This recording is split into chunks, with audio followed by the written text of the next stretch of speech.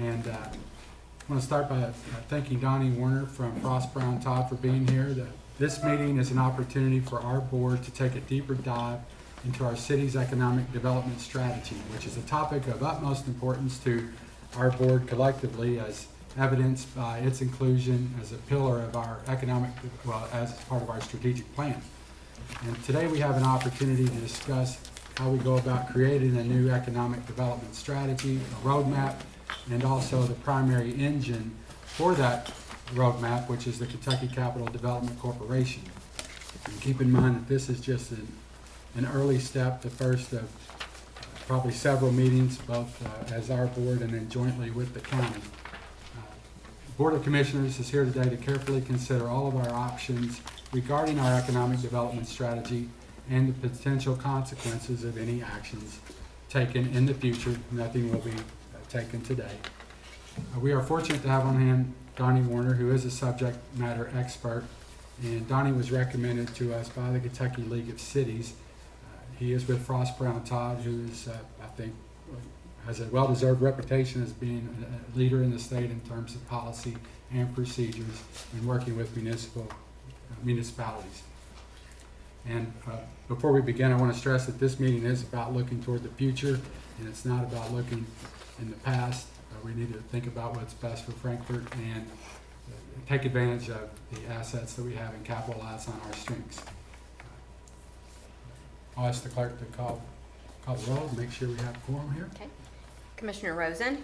Present. Commissioner Unger? Present. Commissioner May? Present. Commissioner Waldridge? Yes, present. Mayor Wilkerson? Present. And we do have a quorum. Yes, thank you. I know there's been some questions of, and thank you, Mayor, for your statement of how we brought Mr. Werner here. I wanted to just talk about some of the steps we went through over this past year and thinking about moving forward with economic development.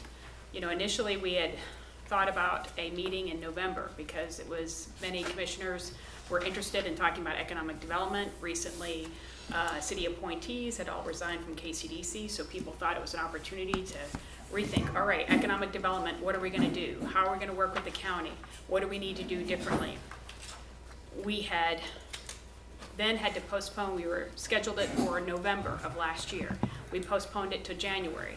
There was, of course, other incidents that happened in the city. And one thing the city solicitor and I discussed at length was the need for an outside independent expert. We know the community is very passionate about economic development and everybody has strong opinions. And we had found through different people offering their analysis, other folks didn't trust it. So we wanted to get an outside expert, unbiased, and we contacted Mr. Werner and his firm to look at all the statutes and present options, because the Board of Commissioners had made it clear to me and to others that they wanted to learn more about what they can do and looking forward for economic development. So I just wanted to make that brief statement because I know there's been a lot of questions and I've had a lot of calls and I've written emails and happy to explain this. But at this time, Mr. Werner, if you don't mind coming up, it'd be great. Good afternoon. Good afternoon. Thank you for having me. And so I think a good amount of the background has been provided at this point in terms of how I came to this charge and exactly what I've been working on for the last several months. And really what I'm preparing and previewing for you today is a memorandum that I prepared that assesses options with respect to Kcdc and options for overall the city's economic development strategy and how it might be advanced with reference to Kcdc as an organization. And so just to give you kind of background on the agenda and where we'll be going, give you a little bit more of a brief introduction about my practice and the work that I perform for various clients, present the different options that we've considered in our memorandum, and just in terms of flow, I think that it might work best to sort of present an option and then consider questions and then present the next option if that works for everyone. I could also hold off and do questions at the end, but I just think it might work better to kind of go one, ask questions, and then proceed if that works. And from there, just a discussion of key takeaways once we've presented the options and had some discussions, and that'll include some next steps as well. So just a little bit about my prior experience. I've only sort of practiced municipal law since I became a lawyer. That started with the city of Covington, Kentucky, a great river city with beautiful historic bones, much like the city of Frankfurt. And so I see a lot of parallels just driving around this afternoon before I started my presentation. While I was in Covington, someone came and they said, we need an attorney who just does economic development. We have CDBG funds, we have IRBs, we have TIFs, and we don't really know much about it. We need someone to learn all about it. We don't have anyone who can do it. And I said, sounds great for me.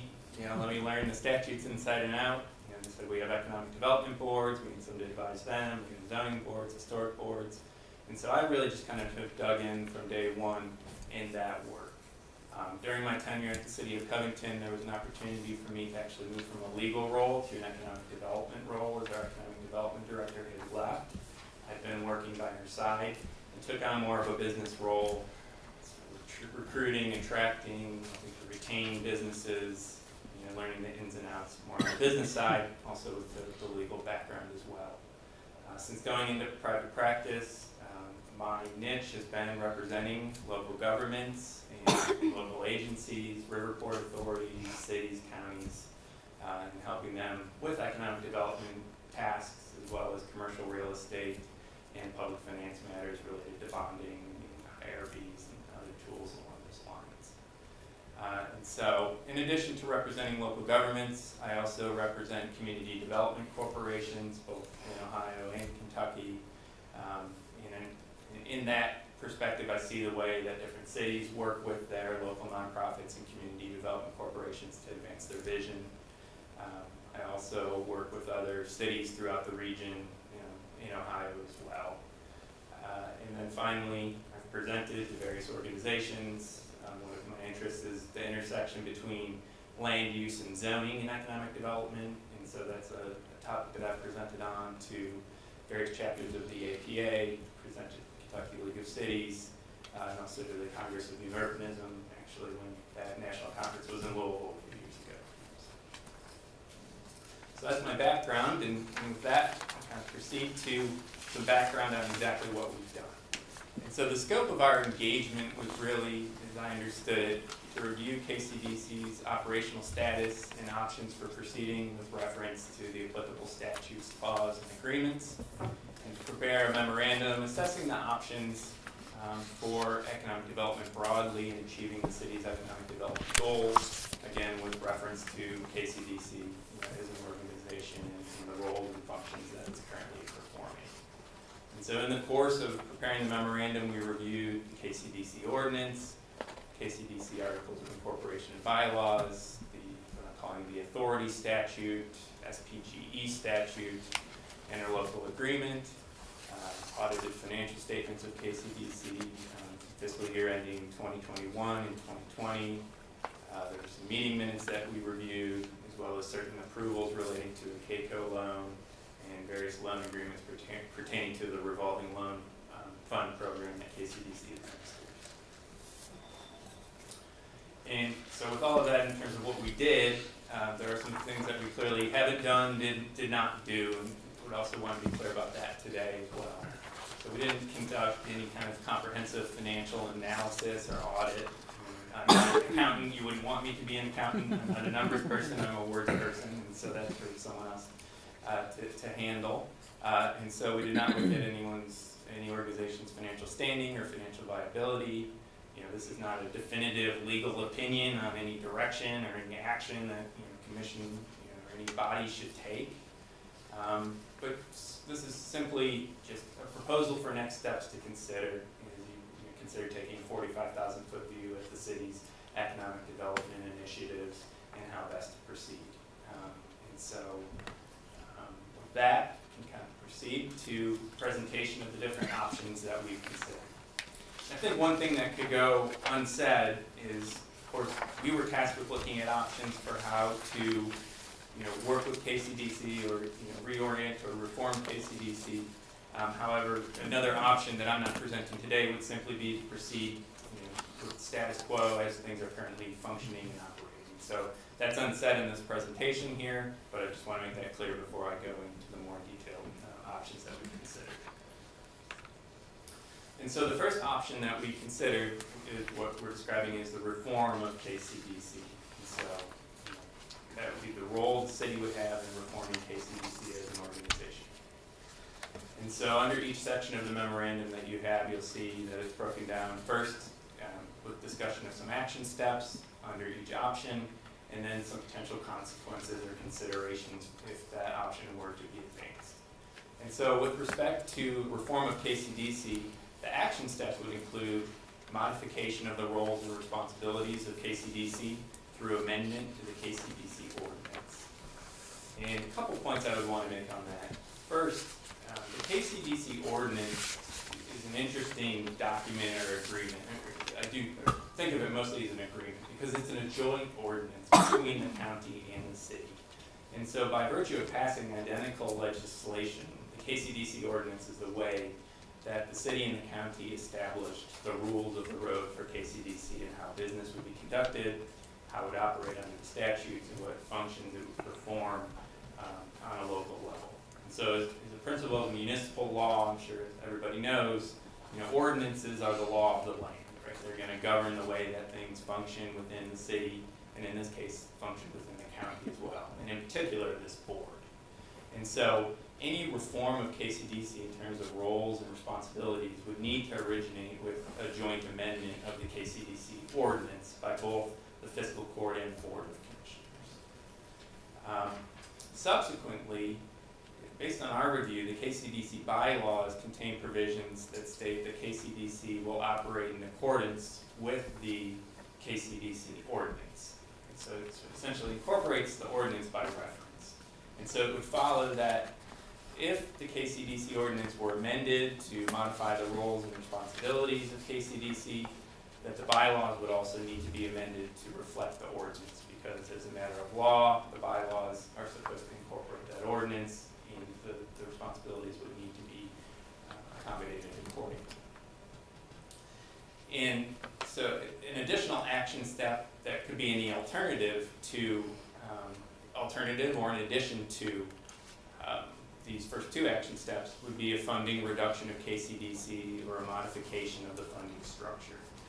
So currently there is some funding structure contemplated under the KCDC ordinance, and under that structure there's a certain threshold of private investment at which point the city would be obligated to contribute to KCDC.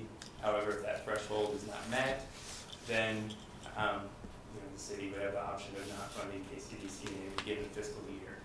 And so one thing that would be possible would be to revisit the KCDC ordinance to see if there would be another funding formula or funding mechanism to fund KCDC's operations. And so one item that I've seen in other organizations in the way that cities work with community development corporations is often it's more of a project-based charge, meaning I work with one city that has a community development corporation that administered all of their parklets throughout the city. And so I don't know if everyone's familiar with parklets, but it's this concept essentially where you turn parking spaces into dining areas outside of restaurants. Okay? And so it's an economic development initiative that some cities have advanced through various grant funds to make those things take place. And so in this case, what happened was instead of essentially just making a general appropriation to this economic development authority, the city identified the authority and entered into an agreement with that authority to administer the parklet program. And so it was a very narrow use of the funds in a very narrow function that was defined under a loan agreement that essentially said, third-party economic development agency, you're going to administer this program on our behalf, and we're going to pass these funds through to you based on these terms and conditions. And so that would be a sort of a funding mechanism that's outside of the ordinance. That would be a possibility to do some very targeted and directed economic development initiatives. And so the final action step that's considered here would be appointment of a 7th KCDC board member. And so currently under the KCDC ordinance, there are 6 board members. And so I know at times, based on the history that I've learned, that has led to a deadlock or an inability to move certain initiatives forward. And so obviously the appointment of a 7th member would be an option under the statute. That member would be jointly appointed by the mayor and judge executive. And so that would be an option for reform to sort of address any kind of procedural issues with deadlock or inability to move various initiatives forward. But in general, these are some action steps that would all be consistent with that reform approach that we considered in the memorandum. And so, I guess just one more note on roles and responsibilities. I think I touched on this with the parklet example, but various cities have facade grant programs. Some of them have vacant and abandoned property programs. And so, again, when we talk about roles and responsibilities, it may be more narrowly defining those roles and responsibilities, frankly, for whatever agency or department is performing those functions, narrowly defining them, whether it be by ordinance or other regulations, just to be very clear about what the goal is and how that can be advanced. And so, touching briefly on potential consequences, these are some consequences. I use the term consequences, but perhaps considerations might be the better phrase. But these are some considerations if reform was selected as a preferable approach. The first would be unwillingness by one or more of the parties to advance the reform. And so if we start at the Kcdc ordinance level, an amendment to the ordinance would require sort of consensus on the part of both the fiscal court and the board of commissioners. Okay? Because if just the board of commissioners elected to amend its ordinance, it would just essentially create chaos because there would be a lack of certainty as to what Kcdc should do as an organization. So any amendment approach would need to have consensus on both levels. As we move to the bylaws, again, I would say as a matter of law, the bylaws would need to be amended to incorporate any amended ordinance. However, an amendment to the bylaws does require Kcdc board approval, and so there would need to be consensus and agreement on that level to advance an amendment of the bylaws to incorporate the ordinance. And so, again, we could discuss that in greater depth, but again, that's just a little background. And so that goes to my second bullet point there. And finally, there's some potential here, and frankly, no matter what solution is picked moving forward, this potential exists for anything, and I think any best practice is to constantly revisit these things. But even if you took a reform approach, there's potential that there would be certain elements of your economic development structure that just were still unsatisfying or were not sort of moving forward in the way that the commission had hoped. And that goes to a process of reevaluation and recognizing that, yes, we took this approach, but there are still some changes or modifications that we need to make. And so, again, I think that would apply probably to any approach that you take, but important to highlight here as well. So, and as discussed, I'm happy to answer questions at this point or comments related to this. Commissioner Rosen. I did a little bit of casual looking into what happens in other cities in Kentucky with but development corporations. And it seems like in the late 90s, many cities added those. And now, so many years later, they're maybe not functioning the way they would have wanted, or changes are needed. Have you run into that, the age of the organization and not being updated? I have, and so it's something that I come across frequently, and there are also urban renewal agencies that were created under Chapter 99 as well. Regardless of what statute they were created under, it is an issue where if that agency is not being engaged and revisited and sort of continually updated, it can just sort of fall out of memory. And then, unfortunately, a lot of times what I come across is a board that exists that hasn't met in years, doesn't have a quorum, isn't registered with the Secretary of State or Department of Local Government, depending on what kind of entity it is. So yes, this is a real issue. And Commissioner Unger. Yeah, I just wanted to make a quick comment about this, the reform option, because, I think a lot of these options could really give us more insight on and oversight on operations of Kcdc. The idea of like you mentioned with the examples of the parklet and sort of the loan program options, I really like that. And I think something that's really jumped into my mind first was the needing a seventh board member because of gridlock situation. So I think that, you know, it was great to have this, and I appreciate, you know, your breakdown of this, and I think totally necessary to have you here and hire you to do this. So yeah, I think well, I guess that's it for the moment. Thank you.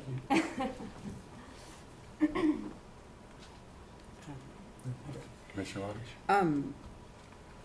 I'd like, I guess when I share things in a PowerPoint, there's a reason why we share them, and on your appointment of the 7th KCDC board member, which I'm not opposed to at all, maybe opposed to how that person is chosen more than the person, but you had mentioned for some of your information to back that up on why that should be a necessity now as the deadlock in moving certain initiatives forward.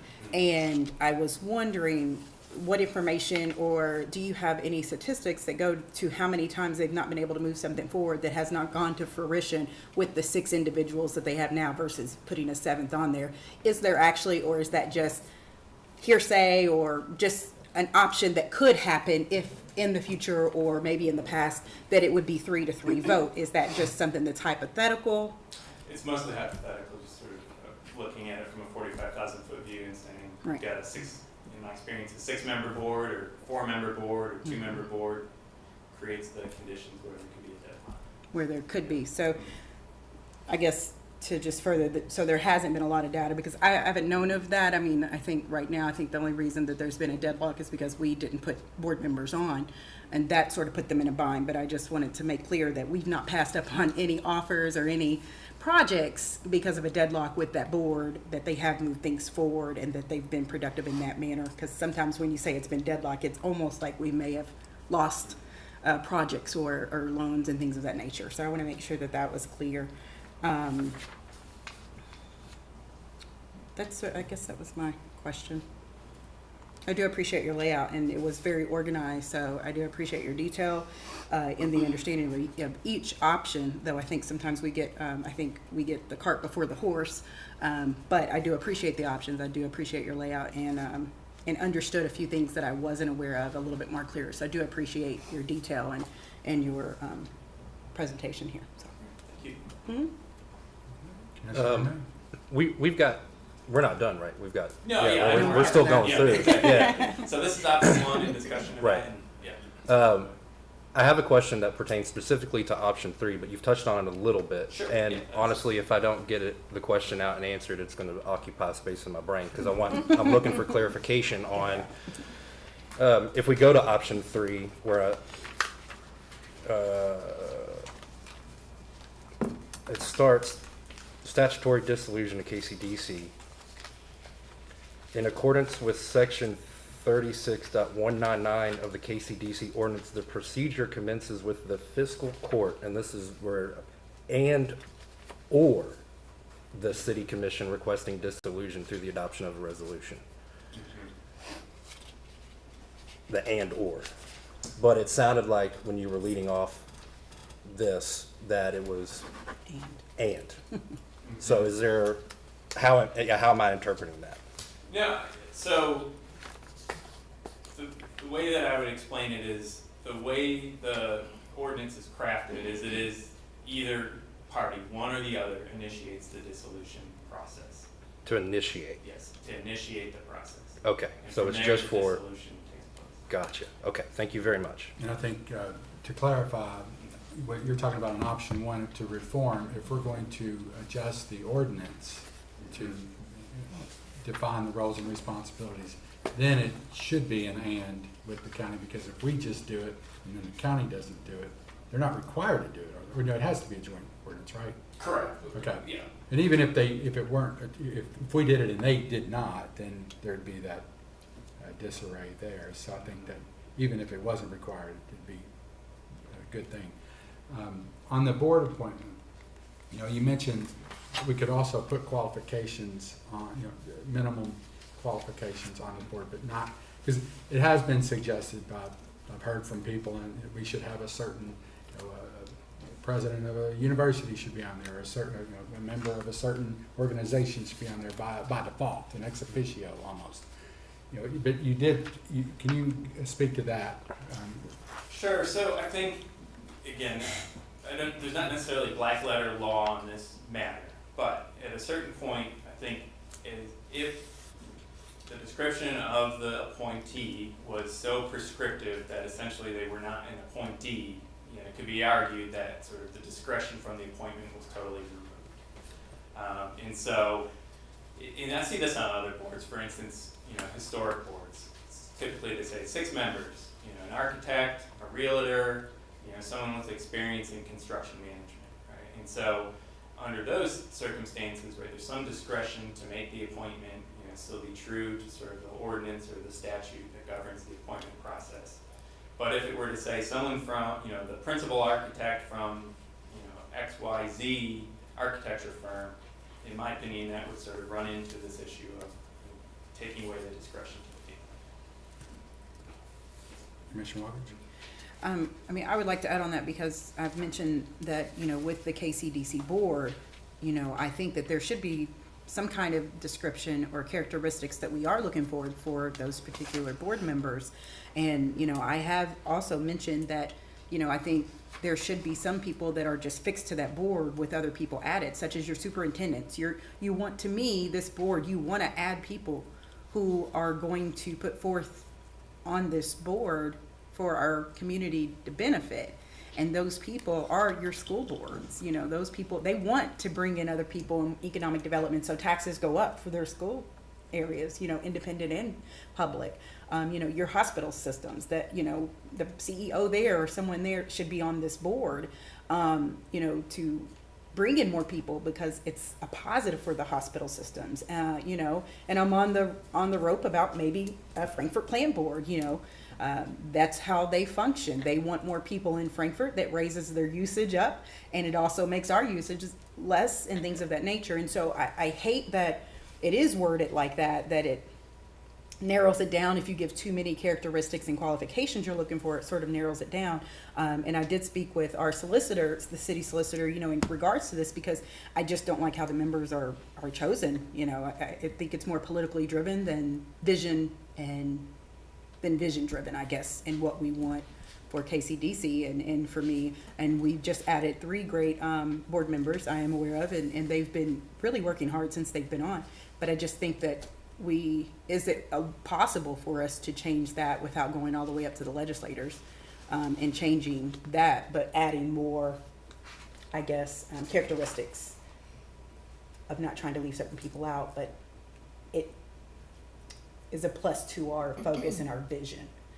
And I think people, for me, I try to lead the city with not a personal attachment, and I'm very cautious in what I do in the city and things of that nature, because I don't want people to think what I do I'm going to benefit from. That's not what I want my community to benefit, and I want the people serving on that board to also be that way as well, and for no one to second guess anyone on that board, I guess. So that's something we can look into. I don't know. No, if I can. Yeah, sure. Just a little bit. And let me say that on this particular issue, I completely agree with Mr. Warner in that the legislation, the statutes as written, I think that if we tried to say it has to be a specific individual under these statutes, that we would run into trouble with that being something that would usurp the mayor's ability. Because it is, in a city manager form of government, there are very few boards that actually do have the mayor making direct appointments.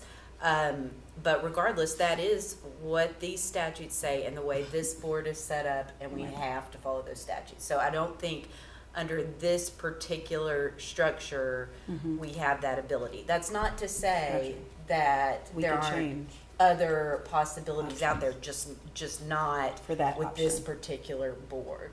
Yeah. And I do think what Mr. Warner said about maybe putting a little bit more flexible parameters around a 7th member could be allowed, as long as we aren't taking the ability of the mayor to choose that person And the judge. and the judge away. That's right. May I read from the report, because I think you addressed that in here, right? Yes. Where, let's see, finally, to the extent the city and county desire to establish parameters for the jointly appointed KCDC board member, the KCDC ordinance could be amended to define the characteristics of a qualified candidate, provided, however, it is not recommended that the parameters were so narrowly defined so as to remove any discretion from the mayor and judge executive in the appointment process. For example, it would be preferable to define an ideal appointee as, quote, a local business leader. However, it would likely be overly restricted to define the appointee as, quote, chief executive officer of XYZ Corporation. Correct. Okay.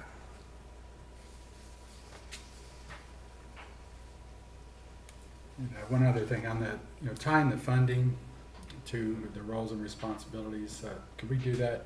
Well, suppose we adopted a strategic plan for economic development.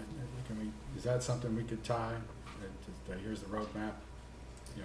follow this and this is your charge? Absolutely. Yeah, and that's, go ahead. And then on the funding, when you talk about a loan arrangement, how would that work in terms of, would this be like some type of quarterly, or we could give it annually or quarterly or however we decide to do it? But then if we feel like the goals are not being met or the roles or responsibilities are not being addressed, then how does that work? Is it a payback situation? Or- Well, it's all about essentially what you've negotiated and also what the underlying funding source is. And so, and so for some cities that receive CDBG funds that they can pass through, that could be an option to sort of designate this entity as a subrecipient of CDBG funds to then pass them through to perform qualified activities. And under the terms of some of those federal programs, you would actually have a duty to sort of claw back funds, if they were not used in accordance with the subrecipient agreement. If you were to fund something from TIF funds or from, I guess, even general fund dollars, you might have more flexibility to negotiate repayment terms and disbursements and things of that thing. No, I got a question. Any questions? Okay, that's option one. It's reform. I think we're good to go. Option number 2 is withholding funding for KCDC. And so this was an option that again looks more specifically at sort of what are the city's budgetary responsibilities, the fiscal responsibilities with respect to KCDC. Again, based on our review of the ordinance, there was some initial obligation. However, after an interim period, there was no longer an obligation. And then secondarily, the ordinance provides for, again, that minimum threshold level of funding that must be satisfied from private entities in any given year. And I can pull up the exact amount. Maybe not. I don't have the amount in front of me, but it was a threshold of funding that was provided by sort of the private sector during a fiscal year. And if funding was below that, then there would not be an obligation of the city to contribute funds. And so based on our review, at least from the audited financials, those thresholds had not been met in recent history. And so that would be sort of the second basis for not funding in the next fiscal year. And so that goes to the second bullet point here. And so the action steps, the third bullet point really has this is a point that would be, KCDC could certainly continue to function as an independent organization without the city's funding. It could operate on cash reserves during the fiscal year, any fiscal court contribution, and then there are some ongoing revenue sources that are available to KCDC. And so that's not necessarily an action step on the part of the Board of Commissioners, but more on the part of KCDC in terms of moving forward without a city appropriation in a given year. And so, if this was done in a vacuum without any other action, either under option 1 or option 3, even some of the alternate options, the first potential consequence or consideration would just be a level of uncertainty and unpredictability regarding the performance of KCDC. Certainly money would not be appropriated to KCDC to perform its functions. However, as I said, it could continue to function, and there would just sort of be this lack of certainty as to exactly how it would perform, whether it had sufficient resources to advance or move forward. There wouldn't necessarily be, I guess it would be a version of the status quo without an appropriation. The second bullet point would be potential inability on the part of Kcdc to address some of its legacy obligations. There is a Kco lease that I mentioned, and without getting too far into the weeds, a Kco lease is really just a conduit obligation, meaning Kcdc is not actually responsible for the underlying debt, but essentially receives lease payments that pay down the debt. And so, if the city has recently done an IRB, it's similar to that structure. Okay, under the lease structure, the lease payments pay the debt. So, not appropriating funds to Kcdc would not necessarily impact the Kco lease, but again, we need to look at the underlying documentation to understand that. There's also a KCIA loan, and there are also potentially other obligations that Kcdc has incurred. And so, the bottom line with this is, if there is an obligation out there that Kcdc is not able to service because it has insufficient funds, ultimately that could impact the city or the county, because once Kcdc was dissolved, those obligations would need to be addressed, and they would offset any revenues that would be available to the city and the county to sort of advance another economic development vision. And so the final point that I have here is there may be operational deficiencies resulting from not providing or appropriating any funds to Kcdc. And those really relate to specific obligations that Kcdc performs, one of them being the administration of certain CDBG funds. And again, those are federal funds that require a certain level of expertise. And so if Kcdc lost sort of professional capacity or ability to perform those functions, it could potentially expose the organization to some level of liability, similar to the second bullet. So, questions? That's it for option 2. Okay. Question? Sure, Commissioner Waldridge. With option 2, and maybe I'm looking at it a little wrong, but this is a county and a city sort of agreement together that they have. And when you were starting off and speaking of the reduction, if we, in your point 1 under the option 2 of action steps, you're saying that for the upcoming budget cycle, that it would be 0 for the fiscal year ending in June 30th, 2023, meaning the upcoming year if they were at a 0. So the way that I would see it, I guess in layman's terms, is that if we don't pay into Kcdc, they don't work for us anymore. And that would almost have the city putting ourselves in a bind or a financial loss almost, just because if we pull away, isn't that the Kcdc contract allow us to 1/2 of occupational tax? And would we lose that half of occupational tax if that indeed we do not pay in and they're not working for us anymore? Doesn't the county have a right to keep all of that tax? And then we would get nothing? I did not come across that as a potential issue. I just don't see how we would get half of a tax of occupational tax if we're not paying Kcdc to work for us. Wouldn't we lose that half? I mean, I'm just saying, if we do lose that, where are we going to gain that revenue back? And I think that just really sets us up for failure. I don't believe that under the structure of the ordinances, it does allow. There are certain things and certain obligations that the city and county both have, certain requirements that have to be met according to Kcdc and what it does for the city and the county jointly. One of those being one of the issues being the occupational tax sharing agreement that was kind of incorporated into all of that. I don't know. I think we have the ability, and Donnie, you can tell me if you disagree, and that's Sure. no problem. I think we have the ability under the ordinance to reduce funding, and we've done that. We have done that in the past, Yes. and the county's done it as well. Down to 0 without affecting the other portions of that ordinance that require the occupational tax sharing. But I do understand the question that you're raising and, what does that mean for prioritization of projects and how that might work. You know, I mean, when you're looking, I spoke with some folks earlier, in regarding to the, Duncan Road, if that happens, you're looking at maybe 1,000 people and, the person gave me about $0.5 million that we could lose if that is the case. And I hate to say that, you didn't come across that, but that is a concern of mine. And what that, but maybe it's in a different way, or it's covered, like you said, in the other portion versus just the financial piece of that. But I would like to know. And I think maybe one of my takeaways to kind of look forward is, under any option, additional diligence is certainly required to look at the ramifications of the option. Definitely. So, and I Thank think you. that's a fantastic point of sort of one diligence item that would require further review.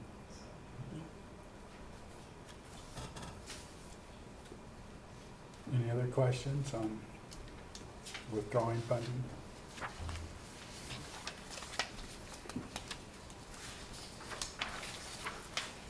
So option 3 is the concept of statutory dissolution of Kcdc and designation of a successor agency.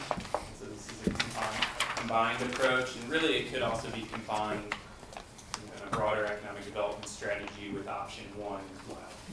Again, if we look at sort of an economic development strategic plan, the different functions that the city sees as needing to be served, and then the allocation of resources to those different functions, which may include organizations such as Kcdc, successor agencies, etc. And so the action steps for dissolution would begin with a comprehensive assessment of Kcdc's obligations and assets to determine options for addressing outstanding obligations. And this goes to this concept of due diligence.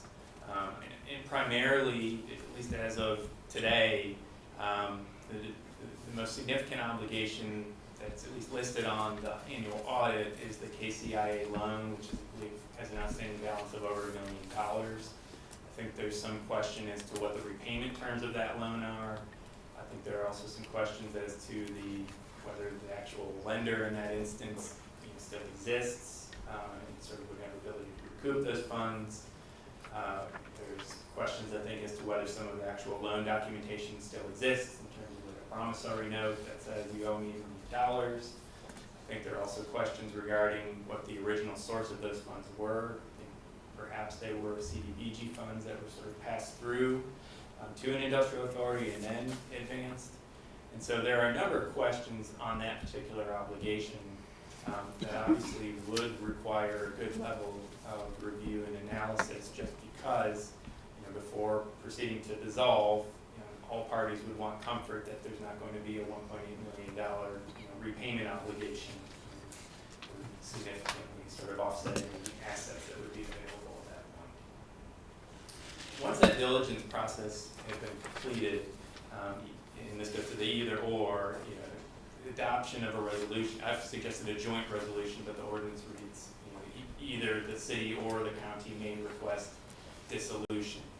And so my thought at this point would be, if the diligence has been done, the fiscal court and commission generally agree that dissolution is the path forward, there would be a joint effort from day one to sort of advance that dissolution under the ordinance and under the statute. And so I've added a bullet point, which is actually not required under the statute, but I think, again, as a suggestion, if you look at the Nonprofit Act, it actually requires a dissolution plan for an entity that's dissolved. So in conjunction with any dissolution, there would need to be a dissolution plan that addressed outstanding obligations, assigned any programs or notes receivable, and addressed any other revenue sources or programs and functions that Kcdc was fulfilling at that time. So again, I'm looking at this option from the perspective that everybody is rowing in the same direction and has identified dissolution as the path forward. And so that would include sort of this joint resolution, a collaborative plan, and then potentially the designation of one or more successor agencies. And so and that could happen in a number of different ways. And so For instance, in Somerset, there was recently sort of a management agreement structure that was used for a successor agency that was created, and I've also seen this in the nonprofit world. You may have a nonprofit that is no longer serving its purpose, it isn't able to be sort of fiscally sustainable, finds essentially a nonprofit that's performing similar services and says to them, can we enter into a management contract because we're not going to make it for another year or two, and during that interim period, could you essentially manage our programs and assets and liabilities during that period until we're able to dissolve. And so under that fourth bullet point, that would be the concept here, the designation of what would be coming next. In the interim period, Kcdc would continue to move forward, but their programs would be managed as designated and allocated across the various entities. So the potential consequences or considerations here would be, if there was an extended due diligence period and some level of uncertainty, and again, I think this would clearly, probably have mostly to do with the KCIA loan and the status of that. If we just weren't able to get to the bottom of all of the inner workings of what's owed to whom and who exists and who doesn't. At a certain point, there would probably just need to be a leap of faith to say, we know this much and we're willing to take the risk of dissolving and having this sort of accounted for. So that would be a risk. There could be potentially adverse financial impacts on the city, county, and Kcdc, again, depending on the status of those obligations and repayments. And another potential risk is difficulty to reach consensus among the fiscal court, Kcdc, and the Board of Commissioners. Okay? And so, but really, that risk comes on the front end when it's proposed that, hey, dissolution is the way that we believe would be the best way to proceed. If the parties can't come into agreement on the terms of that dissolution and subsequent management, then that's really where you're going to see that consequence or consideration come up. And then finally, there would be some uncertainty regarding ongoing economic development functions and operations. But that could easily be addressed if there were some clear successor agencies or departments designated and delegated. And so I know ultimately, right, this is about serving businesses, attracting businesses, and retaining businesses, and having a real clear message to any of those parties. Here's what our economic development vision is, and these are the agencies who are administering what we're doing. And so you can get out in front of that bullet point by having that clear message, but again, it's just important to state that if you don't, there could be a risk for some uncertainty. And so that's option number 3. City manager. Yes, and thank you, Donnie. Just asking for your action steps.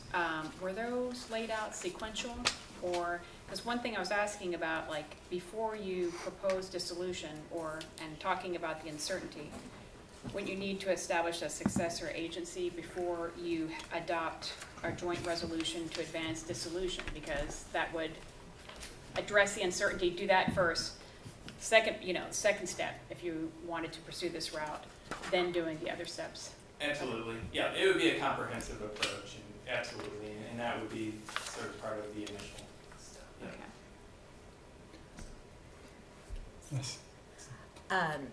One question I had, just looking at this, I noticed some of the options that you had in here for successor agency, another industrial development authority, riverport authority, et cetera, land bank, or any other SPG or nonprofit authorized under KRS.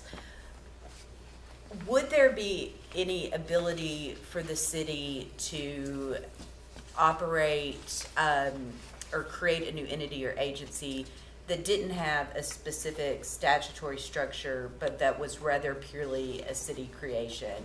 Or do you think that the city would need to proceed under a statutorily established entity? I believe the city could simply create a nonprofit. Okay.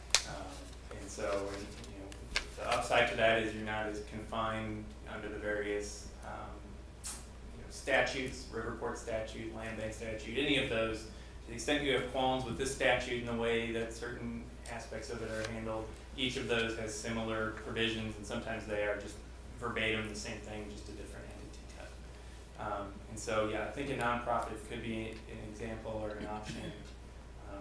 And so in other cities, I mean, they're just simply nonprofits that are CDCs that were not created by a city, and they serve an economic development function. So that may be the case here already, but that would be another possibility. In Cincinnati, 3CDC, I don't know if anyone's familiar with them, sort of renovated the over the Rhine Historic District and is doing a lot of redevelopment in the city of Cincinnati. It is not a city agency. It was created by a number of different businesses within the community that contributed money to sort of seed the development and redevelopment. And now it's an independent nonprofit that often sort of advances various city initiatives from time to time. Yeah. So if we were to dissolve and there are assets left over, could those assets be transferred to a nonprofit like a CDC? So could they be transferred to the CDC? Yeah, so I think the way that it would work is first they would go to the city under the ordinance, and then the city board of commissioners would need to make an allocation of those assets.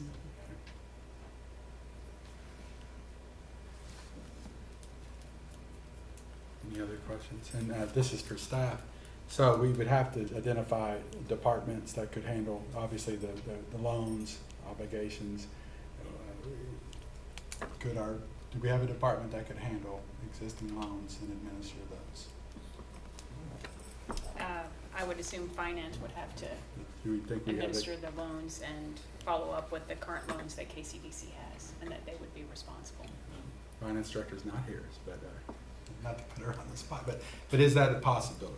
That's my question. It's a possibility. We would probably need to hire additional staff, appropriate staff, or an additional staff person to make sure that it happens correctly. And if we Yes, it's determine that some of the source of some of these funds are CDBG, we have the ability to administer that, right? Correct. Okay. The only limitation on that, I won't say limitation, but consideration would be, it's my understanding that some of those funds were made available through the Department of Local Government to KCDC as a subrecipient. And in that circumstance, there would be a subrecipient agreement between DLG and KCDC, or the state and KCDC. And so we need to confirm that essentially that subrecipient agreement could be assigned, consistent with the program.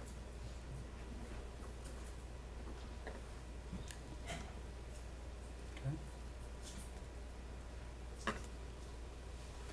No more discussion, Yeah. Commissioner Waters? So hypothetically, you created this document for us because we're the city, and as Commissioner May shared, there is an and/or in there, city and county, and what he was speaking of. But retrospect, I guess, if you were to do this for the county, it would just change where city comes first and then county. If you were to do it for them, nothing would change in this document, except for the city, the county would be leading like we're doing now. And Yeah, I think exactly. I think the bottom line is for most of these solutions, everyone's going to need to be rowing in the same direction. And so the perspective that I bring to this is I work on transactions and agreements and try to find ways to get complicated things work, have complicated things work. And so, yes, I think ultimately each of these options presupposes that people are going to be rowing in the same direction and identifying a path. Any other questions or discussion about the option 3? No? so I do have I Yes. guess I have a question. Sure. I don't know if I really direct that to you or to the city manager, but being that the city took this financial stance on getting this, and doing this report, is this a report, yes, I know it's our public meeting, but will this report be shared at some time with the county, and we will meet with them? Because I know we've been asking for over a year and a half to meet with KCDC with the county, and so will this be shared with them, Yes. so they can look over it and things of that nature for communication purposes? We wanted to make sure, because this was a draft that Mr. Warner prepared, and wanted to make sure it was presented to you first, that y'all had time to review, and then we can finalize it, and certainly it can be shared. And at that time, when they share, if they have any suggestions, we will be taking suggestions from them as well, since this is, I don't know if I think it's for informational purposes. Laura Ross and I worked with Mr. Warner on this, and I think it's draft for, we prepared it for you all. Right. Not for the county, but then obviously this impacts them, and then we'd be happy to share with them. I think when you're talking about perhaps changes and suggestions, to me that symbolizes that's the opportunity that the city and county sit down, and the county could say, yes, let's do this, or let's not, or let's discuss it, where I think the legal analysis stands as the legal analysis, and that then it would be up to the city and county elected officials to decide, yes, we want to move forward with this, or no, and then have the discussion about what you would like to do out of all these possible steps, understanding the considerations of each option. Yeah, I mean, I understand that this is the legal, it is legal, black and white, presented to us for legal things. I'm just saying, I guess our whole point is trying to work together for one vision of Frankfurt. And I think sometimes the county, or maybe even the city, we take things on and then we swoop back around and pick up the next person that should have been a part of that conversation. And I just want to say, I guess for me, that I just want to, they're going to get a copy, but if we use 1, 2, or 3 options, I mean, even if we go with that, will they have a say if we, when we sit down with those and we decide we do want to do 1, 2, or 3, they'll be able to look over that as well and say, well, what about this? You have what, about 7 other minds over there? Just want to make sure we're doing the best thing for the county and for the city, because the county affects the city and vice versa. And that there's going to be that discussion. So that's. And I think why I to brought that point, but- this document, I'm assuming that the county will have access to it. Okay. I'm also assuming that what applies to us applies to them, and that this is going to benefit them, the research that we're starting. So this type of research, I think, had to be done first, whether we did it or the county did it, whether we met together to decide to do it or not. But I think this leads to, we can't do those other options without their input. And we can't do, I think that's where, what I said earlier, is this is probably the first of several meetings and joint meetings as well, where going forward, I think we're going to have the county working. We have to do some of these things together. I think we definitely have to. I have to agree to disagree on your first part of that comment, definitely, but I would agree that we do need to work together. But I think this is a step that probably needed to be done, but I don't think this is the first step that needed to be done. I think our first step should have been meeting with Kcdc and setting goals and aspirations that we want them to meet from this board moving forward, and going from there and giving them that period of 1.5 years to meet those goals and objectives, to come back to talk about evaluations, and then saying yes or no, you've done this or you haven't done this, let's go back to the drawing board, we're ready to dissolve in 2024 or 2025. So I think maybe this could have been done along the way. I don't know if you put these options in front of me to want to sit down now with Kcdc and say, here's what we would like, here's what we want for the vision of Frankfurt and Franklin County to work together, whether that's industry or whatever that looks like. That should have been done over 1.5 years ago. Can't go backwards, but yes, you're right. From this moment on, we do need to have several meetings, and we need to make sure that Kcdc is there to answer those questions and to speak for themselves. Yes, Commissioner Unger? I just have a quick question. You mentioned Somerset as an example for this option 3. And maybe there's other cities that you could speak to that had a successful resolution with this option, or I don't know if there's anything else you could add to other Kentucky cities that have used this. Yes, well, in this exact situation, I think Somerset is the most analogous from what I know in terms of having a joint economic development authority that became SPED, and so used the management contract structure. The other, just from personal experience, analogous example would be the city of Covington. They created an economic development authority called CEDA, which is just essentially a nonprofit, not created under a specific statute. The other examples that I talked about earlier were Chapter 99 organizations that frankly didn't work out. I'm trying to think of other things that I've seen. And then the other example, again, that I gave was sort of in Cincinnati with Kcdc, also in Northern Kentucky, Center for Great Neighborhoods is a nonprofit, independent of the city, that administers various vacant and abandoned home rehabilitation programs. from my, sort of wearing my hat in the economic development department, one thing that I always said was we need to essentially amplify our abilities and capacity by using some of these other organizations. Because we simply can't staff up enough to do all of the things that we want to be able to do here. And so those are all different strategies for how cities have approached it. So we'll move on to the alternates. We had a few alternate options, and so I'll just go through each of these. First was an administrative dissolution process under this SPGE Act. And so that's KCDC is a special purpose governmental entity. And under that act, there are certain administrative filing requirements. And so failure to register or file those annual reports can sort of constitute or create the ability to challenge the existence of the entity itself. I did not spend a lot of time on this because ultimately, if you look through the statute, if an entity's status is challenged, there's an opportunity then essentially to the hearing. There's an ability of any resident of the county to challenge the dissolution, and it would sort of undo the process to that. And so, I mean, it's an option, it's an alternative. Frankly, think that's probably not a viable option.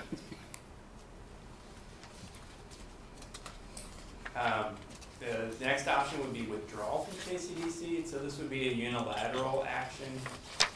And this is another one, so the statute contemplates that one member may withdraw from a joint industrial authority. The KCDC ordinance, however, does not include withdrawal as an option. The only option is dissolution. And so, you know, if we went back in time, I suspect that when the joint ordinance was passed, the fiscal court and the city probably were thinking, well, if one of us were to withdraw, it's no longer a joint board. It can no, as a matter, based on the definition, it would only be one member left. Therefore, we're just not even going to include this withdrawal option in the KCDC ordinance, and the only option would be dissolution. And hopefully, if one of us wanted to dissolve, we would both want to dissolve and sort of go back to what I outlined in option 3. And so I put this as an alternate option because it is contemplated under the statute. However, I don't know that it's necessarily consistent with what we're working with here. Under the statute, you know, withdrawing city or county is not entitled to the return of any money or property advanced to the industrial authority. And so if the city did determine to go that unilateral route, under the statute at least, you know, there would not be any ability to access those assets, you know, to the extent that they existed or had been contributed over time. And the final is just, again, sort of restating my point there. The ordinance does not contemplate withdrawal as an option. And the last alternate here would be remedies under the Nonprofit Act. And so, you know, under the Nonprofit Act, there's an ability to move for what's called judicial dissolution, where an entity is deadlocked and no action can be taken. To advance judicial dissolution, an actual KCDC board member would need to file a complaint with the court to move that forward. I think there's a real question as to whether that would be a viable complaint because there's a way to dissolve KCDC under the KCDC statute. So the court might say, you don't have a remedy here, you either need to withdraw or dissolve statutorily. And so in the final point that I make there is just that this would be very time-intensive, unpredictable, costly, and again, potentially preempted under the authority statute.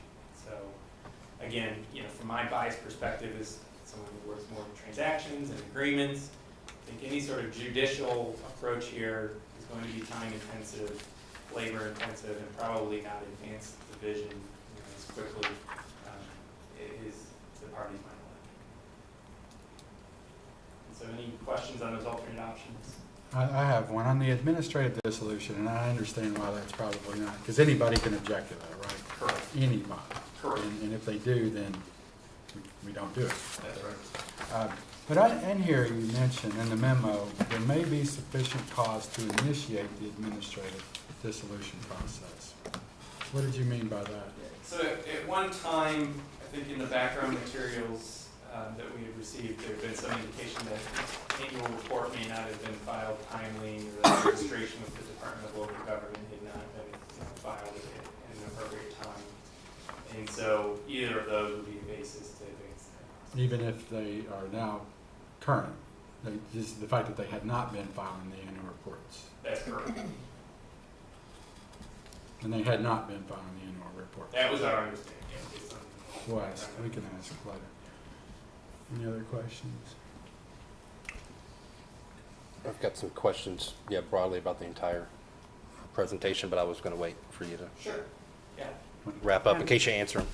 Oh, for I'll do my best. I have one quick question. In what the mayor was just sharing, you're saying that you researched that information, I or can't- that was just something that was passed down? It was very early on. That the reports were not filed in a timely manner? Correct. Was that something that we could see? I know that you I could go to don't the website, believe- or is that something that was passed down to say, this is something we need to look at? It was, I don't recall exactly, because this was like at the very beginning of when we started this, and it was an option, that was more of the primary option, but I don't recall exactly if we had received materials or if it was just sort of communication, based on general background that we received. Okay, But I just don't recall. okay.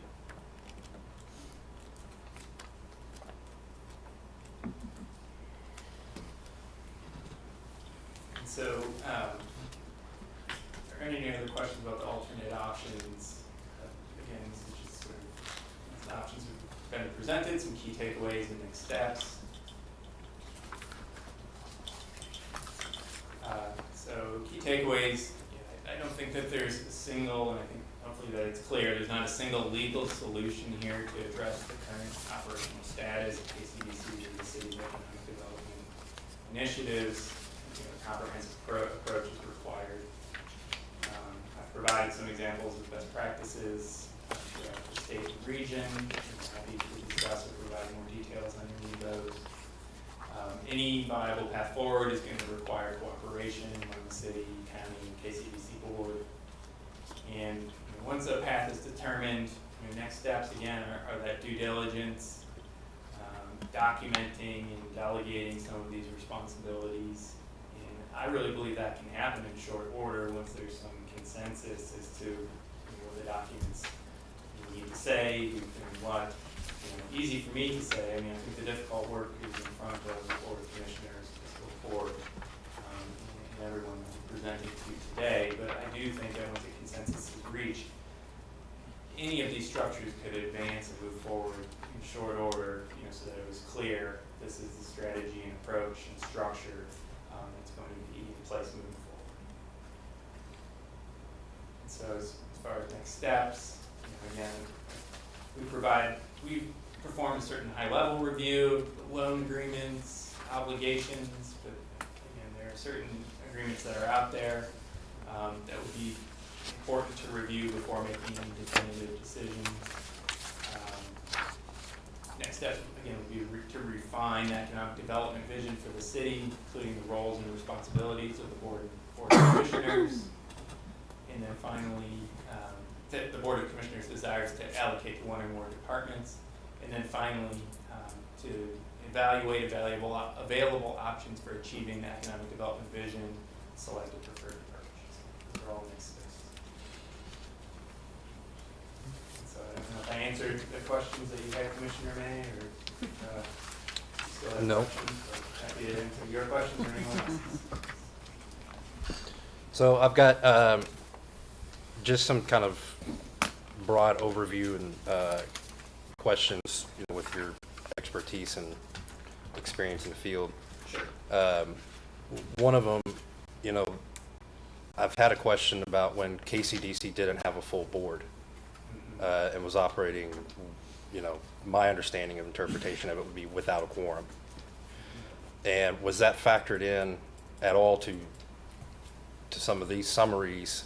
And do you have an opinion on what liability or exposure there may be there for, the agencies involved for what was portrayed as official action by a board, including administering loans things of that nature. Is there, as we move forward here with this path, can you speak a little bit on that, consideration of that? And So what? I did not weigh in on that or Yeah. do the legal analysis on that part Sure. of it. Frankly, in the course of what I was doing here, I think the subsequent appointments were made, and so it essentially became a moot point. Okay. But that being said, they would, so everything's still here, just as Yeah. would factor in, okay. Yeah, go ahead. I have a follow-up question to his. So you did not do that research and moving forward, they are in compliance now. However, back in your report, you had said, is it that a board member could have put forth the effort to dissolve it because they didn't have enough board members and wouldn't have been able to work? In your, I think it was in your, it wasn't in 1, 2, or 3, it was in your next steps, maybe it was, or other ways, but I think you'd mentioned something that a board member could have filed and said, we need to dissolution because the city is not working with us to give us our board members and we can't move forward, versus what he had shared that they were moving forward even though they didn't have a quorum. That goes more to deadlock. Okay, that's what And less to do okay, with the action. So, yeah, again, I think okay, that person may have a legal argument that actually goes to the question that you're asking as well. Okay. But, at this point, it just wasn't within sort of the scope of what we did here. Okay. okay, go ahead, sorry. Thanks, Commissioner Rosen. I think what Katricia, you might have been referencing was a discussion that under certain provisions, anyone, anywhere could say it's time to dissolve. That came up in one of your, Oh, that would be the administrative dissolution Yeah. process Right, for the special yeah. purpose So, government. yeah, and so it wouldn't have to be a board member, it could be It could be Correct. just anyone, but Yeah, I was exactly. saying that at that time that a board member could, Correct. yeah. Mm-hmm. So that was it. Did you spend any time, well, I know you talked briefly about, obviously there wasn't a forensic financial audit of the organization, but there, conversations about the requirements of KCDC's funding sources.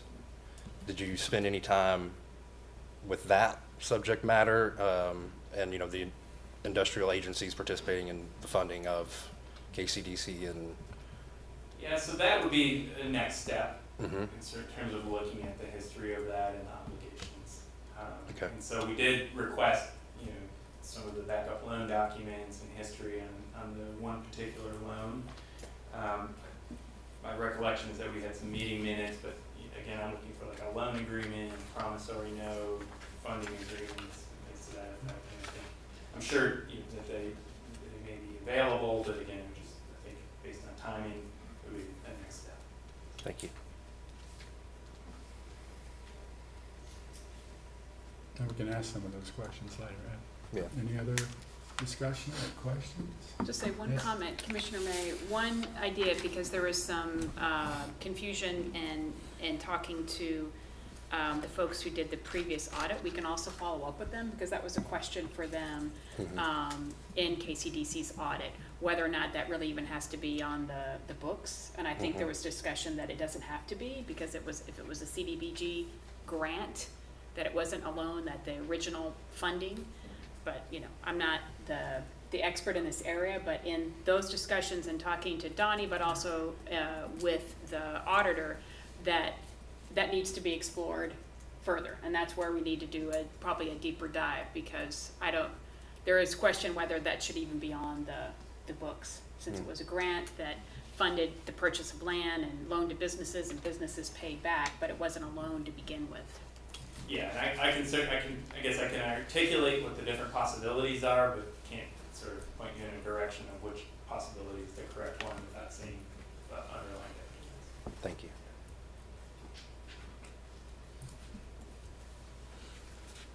Any other discussion or questions? No, I think this has been very helpful and a necessary first step for us to get our arms around what's available to us, all the options, all the possibilities. And it kind of leads into the next agenda item too. I guess, do we need anything more from Donnie right now? Stay tuned. All right. Thank you. Thank you, sir. Stay Thank ready, you. available. And next action item, discussion of economic development strategic plan. And this also goes to what Commissioner Walters was saying in terms of, providing a vision for our partner agencies on what we want. I would like to propose that the city consider working with the county on the creation of an economic development strategic plan. And this is something that we've had plans provided in the past by our partner organizations, but we haven't had anything since the pandemic, and that addresses the changing environment in the world and here locally. And we also, I would like to see a more data-driven plan that really highlights our assets and focuses on our weaknesses as well, and make sure that we're focusing on the right industries, sectors, subsectors. I want an analysis of our demographic and economic profile, a workforce and training gap analysis that identifies where the gaps are and what we need to improve on, particularly in attracting the target sectors, and then also a vision and goals that is developed in conjunction with a stakeholder group that includes community stakeholders, developers, elected officials, business leaders, and other community advocates. And I think if we have that type of data-driven analysis, it will provide that roadmap that we can point to both the city, the county, and then also Kcdc and other organizations to say, this is why we're doing this. This is our North Star, and it would help us make these decisions that are coming in front of us as a community. So I think it's worthwhile to consider this, and we can look to other communities who have done one. I think Covington did one recently as well, and from what I hear, they were very happy with what the outcome was on that. But I would like us to consider directing staff or potentially Penny or someone to work with the county to create an RFP so we can see what is available and what the potential cost and time frame would be. That's why it's on the agenda today. I'm sorry, I don't have a presentation on this. I'm just going. Is that something anybody would like to discuss today, or? Well, I'd like to add some comments. Yes, I Commissioner think Rose? that's good that, I think maybe what's been lacking here is a defined way forward. And these overheads, did you put these together, or are they from something earlier? This is from the strategic plan. Oh, okay. This one. These I didn't do we this, but shared- this is, This is from our strategic plan. Okay. We thought we'd share with you all. But I think defining where we want to be is something that hasn't really happened, and that was part of my comment too, that the whole Kcdc idea was started in the 90s, and I think people have changed jobs. We have a whole new set of people. It's been a generation, about 30 years. And thinking about where we want to go at this point, it's a good time to focus on that. And how we're going to get there is a secondary thing. any other? I'll share. Commissioner Walker? I'm all for economic development, a strategy plan. Again, an RFP is money out for another study. But for me, we've studied a whole lot. And I think, not to say that we would never get to that point, Mayor, but I think for me, I can only speak in me. I've been on the board, going on my 4th year, and we've just never been able to sit down. I feel like, yes, as Commissioner Rosen has said, we've gone from the 90s until now, so we expect change because we expect growth. We expect language to change. We expect all of these things, but when we're pushing for change, there has to be that one push forward. And for me, we've sort of skipped over that and we've gotten to here. I think what I'm saying is that we haven't sat down, myself and the commissioners, you and Kcdc, to say, hey, we've been unhappy with the past, and the past is not good enough for what our future looks like. And I want our future to go here. And this is how we want to get here. And this is what the city wants to focus on. As the city manager said, we want to focus on 1, 2, and 3. And this is what we want. We want data back on as you move forward. And then we give them that 1.5 years to get there, or 2 years, or whatever that looks like. And then we come back to the drawing table and said, you know what, that was not to our satisfaction. We're ready to move on. And during those 2 years, if we see it's not satisfaction, then we move on to the next step of whether that's a group, whether that's another commission per se that overlooks economic development. And then we also have to really understand, when we speak as a city, what economic development is. What is that? I've heard through some of our meetings that economic development is infill, it's this, it's that, it's workforce. And, we really have to gear in, like Commissioner Rosen said, what is our purpose? What is our goal? And what is our end resort? I guess being in HR, I don't fire someone just because they did something wrong. I go back and I sit down and I evaluate. And then I say, you have 60 days, or you have this, get it together, let's move forward. And I just feel like a lot of this has really pushed us to really key in on Kcdc, which is great because it tells us vision, goals. But at the same time, I don't want things to be personal or administrative issues. I want them to be solely on our vision and our goals and objectives and our end result. So I completely agree. I think we have a lot of possibilities here in Frankfurt we continue to look over as our park systems and things of that nature. But I think we really have to come together with the county and with the city, because we're so small already, to really push this forward, and whatever that looks like. I'm not opposed to anything. I am trying to be very open-minded.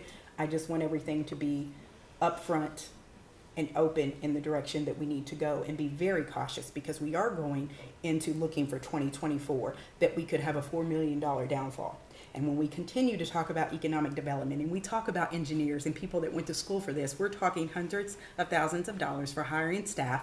We're also putting more workload on other staff members that we have here. And we're also doing benefits and things of that nature. And we have to make sure that going forward, we do know what we want. Therefore, we have revenue that's going to come in to pay for those positions. And we also have revenue that's going to be going into our park system and things of that nature. We have to look forward to it. So for me, I've appreciated the commissioners to my right, the meetings that we've had, and some of the ideas that they've had for our community for revenue.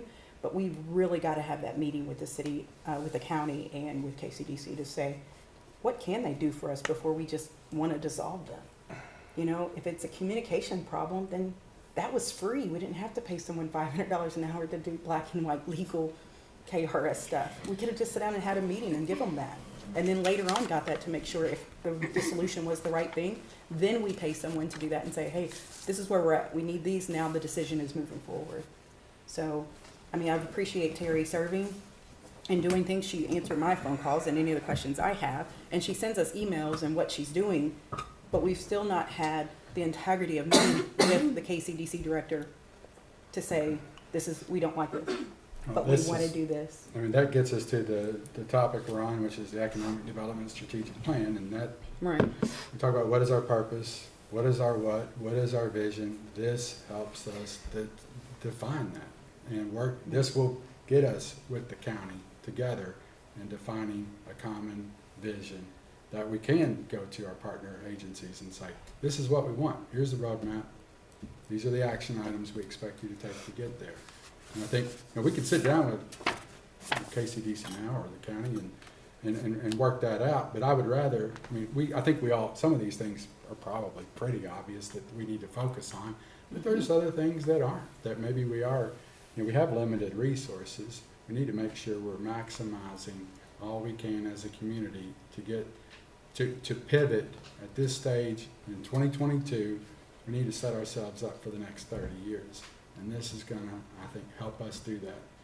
And again, some of this is going to be obvious. We'll get a report back if we do this, and we'll say, we didn't need somebody to tell us we need to focus on bourbon tourism, and, with Buffalo Trace. I'm sure that's going to be part of it, but there's other things that may not be so obvious. There may be some sectors that other communities have focused on that we're missing the boat. There may be some incentives that we could create or use that are in the toolbox that we're not using right now that could be brought to light. So I think that we need all possible solutions right now. I think a roadmap, some type of strategic plan, and not just saying what our goals are and what we wish to do. We need to have action items, action steps that we can check off with time frames and deadlines. That's what I want. Yes, Commissioner. Just want to say I'm fully supportive because I know I had Shermay print this out just so I could have it in front of me during this, and she printed it out for everybody. But I know how successful this was for us to get together with Penny's help. Thank you so much. And I can only imagine, what having the data for our county and working with the county to do this could really, like you said, we'd have, tasks and we could literally check them off. So I think it's a great idea. I think we have to do that first in order to really say what we want from a group like KCDC. So, Well, it'll be second, this is first. well, Yeah, I just want Commissioner to, Mayor? let everybody know that my intention, or my, agreeance to move forward with this process is not because I'm looking for a reason to, just say we need to fire anybody or, as you, Commissioner had said, that, that's not what I'm looking at. I'm approaching this with the idea that I have a due diligence to account for every tax dollar that I vote in favor of, so that our investments are returning. We're getting return on our investment. We hear quite often the same story in this chamber and on social media networks and stuff about, it's not working. We haven't grown. And so I'm going, okay, well then, if it hasn't worked for the past 30 or 40 years, then as we move forward, we have a due diligence to dive in and try to figure out why. That's my motivation for wanting to understand every line item. That's my motivation for wanting to ask questions. I'm not interested in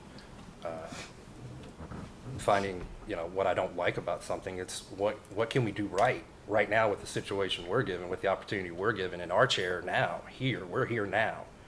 And I think, history is important to pay attention to and learn from and make sure you don't repeat the same mistakes. But, my vision and motivation here to continue the conversation is strictly that. We got to figure out what works. And I think it's really important that, to everybody's points, as Mr. Warner stated, one of the options that's not on there is one of the options that's available, because that is, the assumed, we have an opportunity to keep going as we are and make a few amendments to ask for what we need, and that's still on the table for me. I think that's just very important for people to understand. I want to understand it all. We need to get the information from the professionals and people that have the experience. And one of the things, I look at in the brief background, however. We're talking about the Yeah. economic development strategic plan right now. Right. So that's, we'll get to everything else. But do we need to talk about more of the? Just the plan? Yeah, well, right. Did you say yes? No, I'm good. Oh, I thought you were saying yes. I Yeah. was like, let me get I mean, out. let's, do we have any other, we'll move off of this one and we can go to the. I just have one Yeah, comment, Commissioner which Russell. is, I think we as a city need, when we have this in our strategic plan, to do something, but to formulate what the city wants before meeting with other people, so that we have some cohesive concepts of what's important to the city, and then we can consider all the other things. So, that's good. And I think, while if we do adopt a strategic plan or go that route, because it will take months, I'm sure, it doesn't mean we can't still say, if we do decide to reform, we can't still give goals, to any organization. So I don't want it to, if we do a strategic plan, I'm not saying that we have to wait 7 months before we do anything on the other stuff. I'm not saying that. But I do think that it's worth considering, and I hope we will get some more information so that we can, but I wanted to bring it up today because we're talking about economic development, and I think it's critical that we do have that vision in conjunction with the county and others, stakeholders in the community, not just us, not just the county, but everyone. And Mayor, if I could Yes. just add one comment, I just, in my work with local governments overseas, this is not, Frankfurt's not unique. Cities and counties in the U.S. and other countries face the same dilemma, and it's hard work, but it's so important. One, to have cooperation with your neighbors and to work together, but two, to have a plan and a vision that everybody shares to move forward. And we worked with numerous cities, particularly I was thinking in Ukraine, where it was regional and local officials getting together. And it wasn't easy, but it's really important work, because the way that we're gonna make progress is working together. It's gonna be some tough meetings at first, but we need to have, as you said, the data. We need to think about, you can think about, we did a lot of work in cluster planning. What's our cluster? What's our unique sense here in Frankfurt that we want to invest in to bring those entrepreneurs, to bring those businesses? But it does start with difficult conversations and hard work.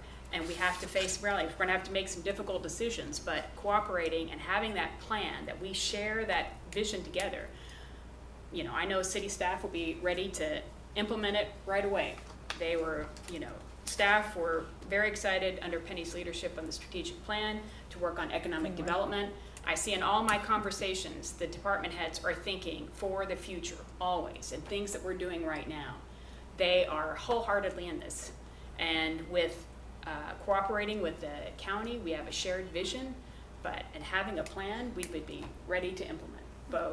But I just want to say, you know, Frankfurt isn't unique. There's a lot of communities who face this. It's hard work, but it's important work, and we'd be ready to support it. So we can maybe direct staff, if there's the will of the board, without objection, we can at least start the process of looking at that, so we can look at it in the future. Yes. What the process is. Supportive, yes. Supportive, yeah. Yep, that's correct. Okay. All right, we're moving on. If we're talking about vision and economic development strategy. Mayor, Yes. before we move on, can I just get a little clarification on that last part? Do you all want us to bring this back to a work session for further discussion, or would that be the ideal? Right. I would think of this discussion as this is kind of new business right here, and then we'll bring it back to a work session and with more Just making sure. specifics in terms of what the options are, Sure. potential cost, et cetera, timeframes. Great, thank you. Then, okay, moving on to number 4, if we're talking about vision and economic development strategy, we can start with our own Kcdc. And I'd like to invite the representative, or whoever's here, Jerry Bradshaw, you're here, to, why not start with asking you what your vision is for, and if we were starting, you're just starting brand new, coming in, what would you? Yeah, I don't have the luxury of using my vision for Kcdc. I work for the city and county, and a board appointed by the city and county equally. And our vision has been, you don't have to leave, Laura, it's not gonna get that bad. Our vision was designed and determined by those groups, along with the city and county, the Chamber of Commerce, DFI, and the Tourist Commission. So the process, it seems to be nobody's aware of how this works, so I'm gonna go through that real quickly. But in 2013, I believe they had a consultant come in and do a strategic plan. It was designed as a 10-year plan, and they had participants from the city, county, DFI, tourism, Kcdc, and the Chamber of Commerce. They developed a plan. It was to be updated at 5 years, rewritten at 10 years. So in 2017, 18, we started looking at the fact that we were going to need to update the plan in 2019. We updated the plan in 2019. That plan was approved, by the Board of Commission in 20, do you remember, Charmaine, 16, 17? I think so, yeah. In 2019, we made a few updates, and they were minimal. They were things like the chamber had decided they would no longer do the, I don't even remember the name of the program, but they had decided, oh, no, it wasn't a program, it was a website that they had. It was like one-stop job, some website or something, and they had determined that they could not keep that updated. It was futile. By the time they updated it, it was already obsolete, and so they just decided to take that out. So the changes were minimal in 2019. At that time, we started requesting from both the city and county funding for an updated strategic plan, not because we had hit the 10-year mark yet, which would be 2023, but because of the change in economy. I've been doing economic development for 35 years, and I can assure you 35 years ago, 25 years ago, 15 years ago, 10 years ago, I would never imagined that my focus would go from chasing down jobs to chasing down people. So we recognized in 2019 that we had, our focus had changed, and the main thing for 25 years of my career, the first site selection criteria, second and third, was location, location, location. And that no longer mattered because we have a great location, but if I don't have people to work jobs, I'm not gonna be able to recruit them. And so we recognized in 2019 that was gonna be, we needed to focus more on workforce development and workforce training and workforce strategy. So we started requesting funding for an updated strategic plan. At that time, we had never received that funding, and the county, I believe, has completed their funding recommendations, and it's not in funding from them again this year. That's just for your information. I will say that I'm glad this meeting's finally taken place. We have been looking forward to it for a year and a half, and I find it extremely concerning that everybody is so dissatisfied with what Kcdc does, but I've never heard that from any of you. So it's really hard to know where we are lacking, what we're doing, and I provide a 5 or 6 page report every month. You're welcome to respond to that, say that's a dumb idea, don't do it anymore, whatever. But also remember that while you are making decisions for the city, we are making decisions for every entity within the county. So city, county, tourism, all of those organizations. And we have been given no direction to change that. And so until we are, this is the plan we will follow, the strategic plan that we have in place. And so what I would ask for you all today, I didn't plan on this, but as I was listening to you talk, I think this is a great time to start the conversation. As I go through these things and tell you what we have strategized because it falls within the strategic plan, if you have comments on that, if you think that's the wrong direction to go, for crying out loud, say so. I won't know if you don't tell me.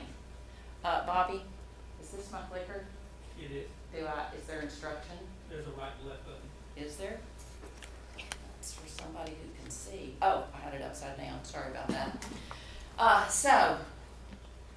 So strategy number 1 within the existing strategic plan is to ensure infrastructure and supply of land and buildings supports economic development. Now, you know I could go on this all day long, but the strategies and action items under that are to increase inventory of land and buildings for economic development and support the development of industrial sites.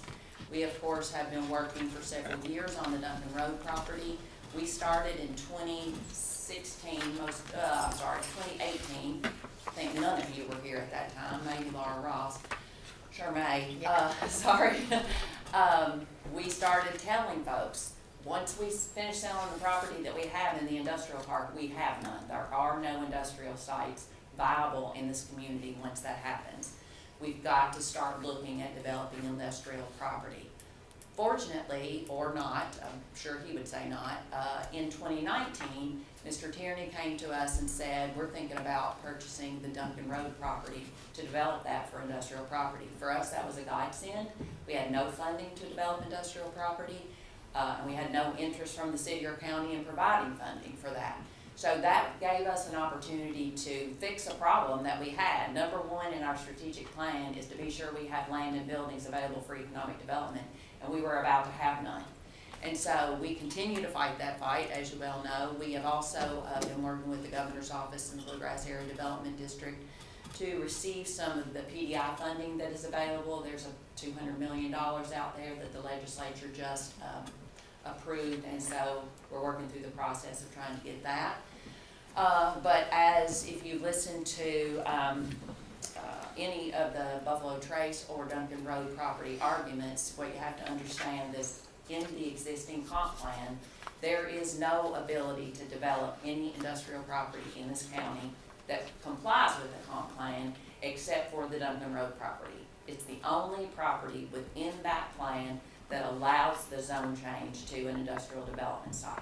So if you don't approve the Duncan Road site, you don't approve industrial development at all anywhere in the county. And it's the same way with the Buffalo Trace text amendment. Because that property at Duncan Road is not large enough for what they want to do, the text amendment is their only opportunity to do their development, their warehouses in Franklin County. because the comp plan does not allow that development anywhere else but the Duncan Road site. It's the only place we have left. So, 127 sewer expansion, obviously, we continue to work with that for obvious reasons, but again, as long as the comp plan is in the form that it's in, that won't allow for industrial development until that is changed. And then, of course, we continue to advocate for two legislative bodies, both at the federal and state level, for funding for economic development projects. Action item number 2 is to promote the opportunity zone, and we currently are working with 3 projects downtown who are using that opportunity zone status. Use CDBG funds to develop infrastructure and projects. We, of course, administer the West 6 Locals, Limewater, and Sig Lusher loans. Enhance the quality of available properties and identify and evaluate brownfield properties.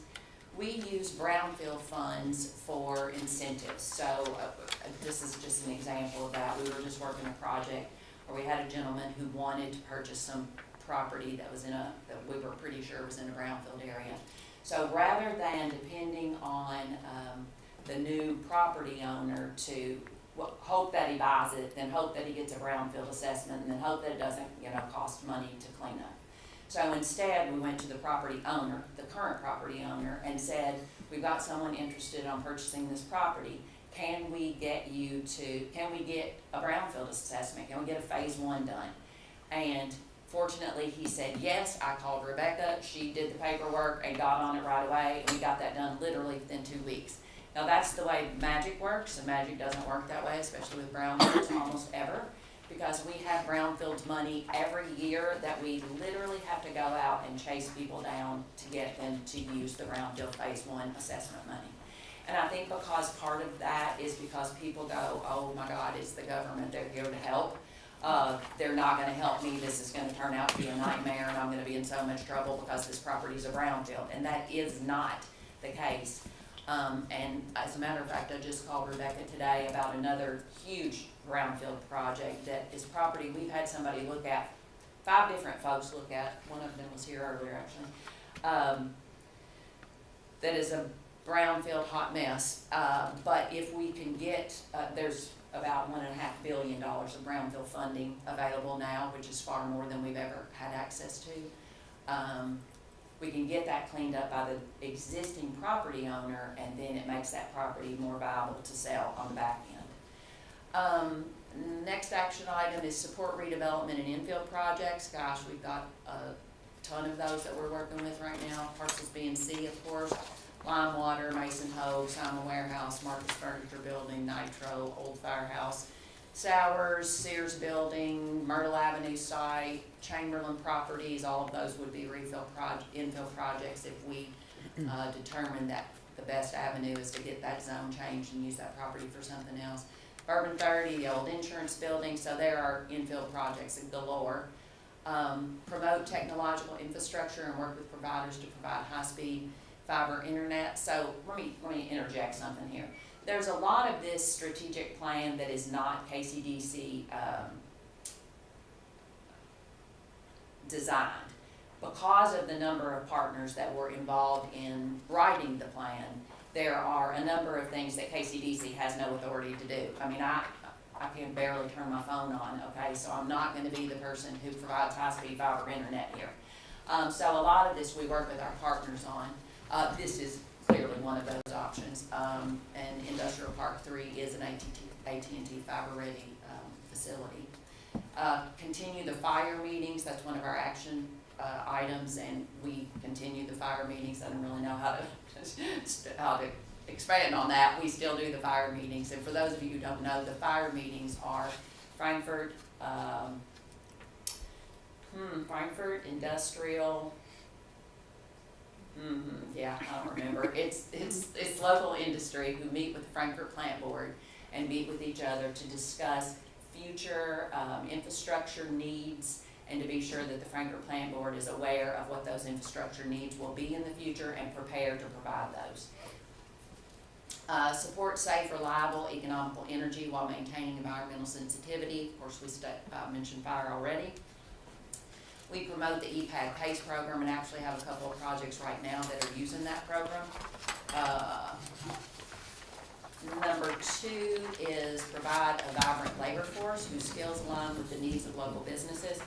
Now, let me be clear, we don't, our strategic plan is not in order of importance. If it were, this would be moved to the front right now probably, or it'd be tied for first at the very best. We have focused a lot on workforce development over the last year and have a whole hour-and-a-half presentation on workforce strategy that I will not present to you tonight, but that is available to you if you'd like to see it. I presented it in our last board meeting, so if any of you watched that. So the strategy and action items under this goal are to educate the workforce development and education opportunities. So that is both for the businesses and the community as to what those are, and part of that workforce strategy is this very thing, a repository of workforce opportunities. I just met with both the high schools again today, but we meet fairly regularly with Shane and Charles to be sure they are getting what they need. We are providing information for them for workforce opportunities. Know the talent needs of the local businesses. Again, we do a business retention and expansion program, and that means we stay in contact with our local businesses to see what they need, and then to provide that for them. I can expand on that BR&E, I think, later under another strategy, but I will tell you that while this strategic plan is long and has a lot of action items, 80% of what we do actually falls under the business retention and expansion program, because 80% of the businesses that the new jobs that you create every year are provided by existing businesses.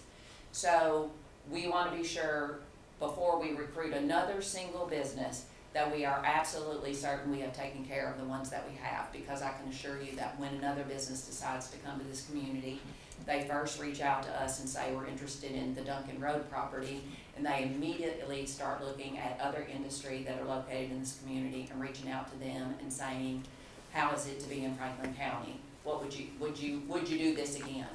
And so we want to be sure, first and foremost, that the existing businesses and industry that we have are happy and taken care of, and that takes a lot of work.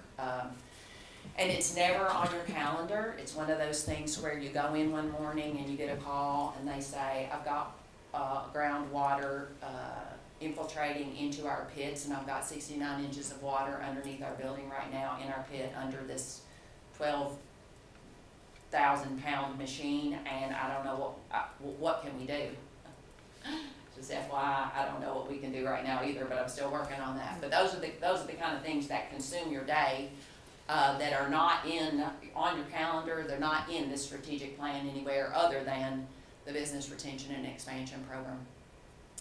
The next action item is to develop, attract, and retain a highly educated workforce. Again, we have this new workforce strategies that addresses that. I serve on the Kentucky Educator Development and Diversity Group, which looks at educators and how we can diversify and increase our educators within the Commonwealth, but obviously in Franklin County.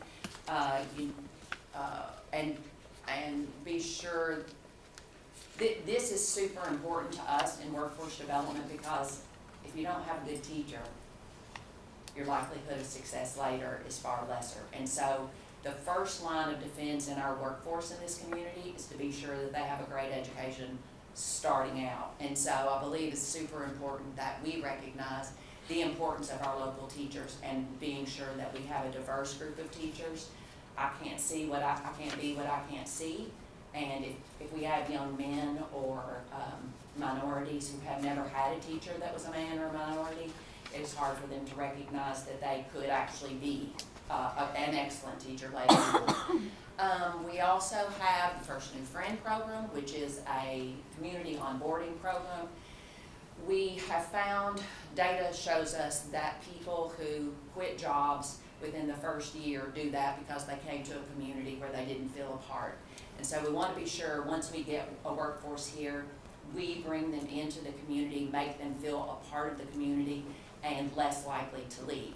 Empower Frankfurt is also similar. It's part of the First New Friend program that is focused on women and how we can make them not only feel a part of the community, but provide their expertise to this community. So it's a two-way street. The next item is increase entrepreneurial opportunities. We do that with revolving loan funds. We don't have a huge amount of money in the revolving loan funds, $1.5 million maybe. I'm guessing, okay? I want to say $1.5 million between all of the money, but that might not be correct. The point is, it's not enough for me to use it to recruit a manufacturer here. So all of our revolving loans are with small businesses that are entrepreneurial businesses. And then we also provide Size Up, which is a number of programs, but Size Up is one of the better ones that we provide, that is the data market research tool that allows them to be able to compare. It provides a lot of information, but one of those things is like if I want to, let's say I want to open a coffee shop. So it maps for you coffee shops within a certain perimeter. It maps for you suppliers of coffee shops. It maps for you it provides for you the wages that they pay at those coffee shops, the cost that they incur for workers' comp, a variety of things, so that you can not only see what your competition is, but what your competition costs and what your likely cost and needs will be as you move forward. The next item is promote youth leadership, minority and cross-generational opportunities. Again, a lot of those overlap. So that is supposed to say Frankfurt leads and then Kentucky Education Development and Diversity Group. I don't know how that got stuck in the middle, and Empower Frankfurt. The next one is use innovative workforce recruitment programs. Again, the First New Friend is what we started as a community onboarding program. Job fairs, I will have to tell you that I've been doing job fairs at some level in my career for, 35 years. And I've never seen the diversity that we have learned in job fairs through the pandemic. We do pickup job fairs, we do in-school job fairs, we do virtual job fairs, we do we do it all, individual company job fairs. And then we recently started a program with Meta, Facebook. It's always going to be Facebook to me. Meta sounds like somebody else. But we started this internship with them, and it's hard to try to convince other businesses in the community to do an internship when you don't do your own, you don't have your own intern. And I was telling Shane Hecker this morning, my first 2 years here, Shane would send an email and say, we're going to do an internship program, can you post an intern? And I'd be like, oh, I cannot do this, cannot do it. I don't have time, I can't do it. So finally, by the 3rd year, we were very highly promoting internships and apprenticeships, and I thought, I can't continue to say no to them while I go out and ask every other business to do an internship. So I got to do it. And Erin walked into our office 2 days later, and we kept her for as long as we could afford her. She was phenomenal. So what I try to display in doing yet another internship is to say that, Lord, we have lots of great students in this community that will be great workers for us later. So if you get the opportunity and you need someone to focus on social media, join us in doing this Facebook internship. So far, it's been great. So we are not only promoting it, but we are using it at Kcdc this year. The next item is work with regional and national partners in workforce strategies. Of course, we're working with the 9 counties along the interstate. Right now, doing a regional economic development strategy with Ted Abernathy, who is a consultant from North Carolina. He used to be the COO for the Golden Triangle there, their economic development agency. We also work with Workforce Solutions and the Trains funding through KCTCS, the Kentucky Fame Program, Bluegrass Ad, National Small Business Association, and BSSC. There are a number of partners that we work with, so we're not the only people who recognize that workforce development is high on our list of priorities. The next item is assist industries in promoting the benefits of this economic sector as a career option, and that's another one of those that's a chamber function.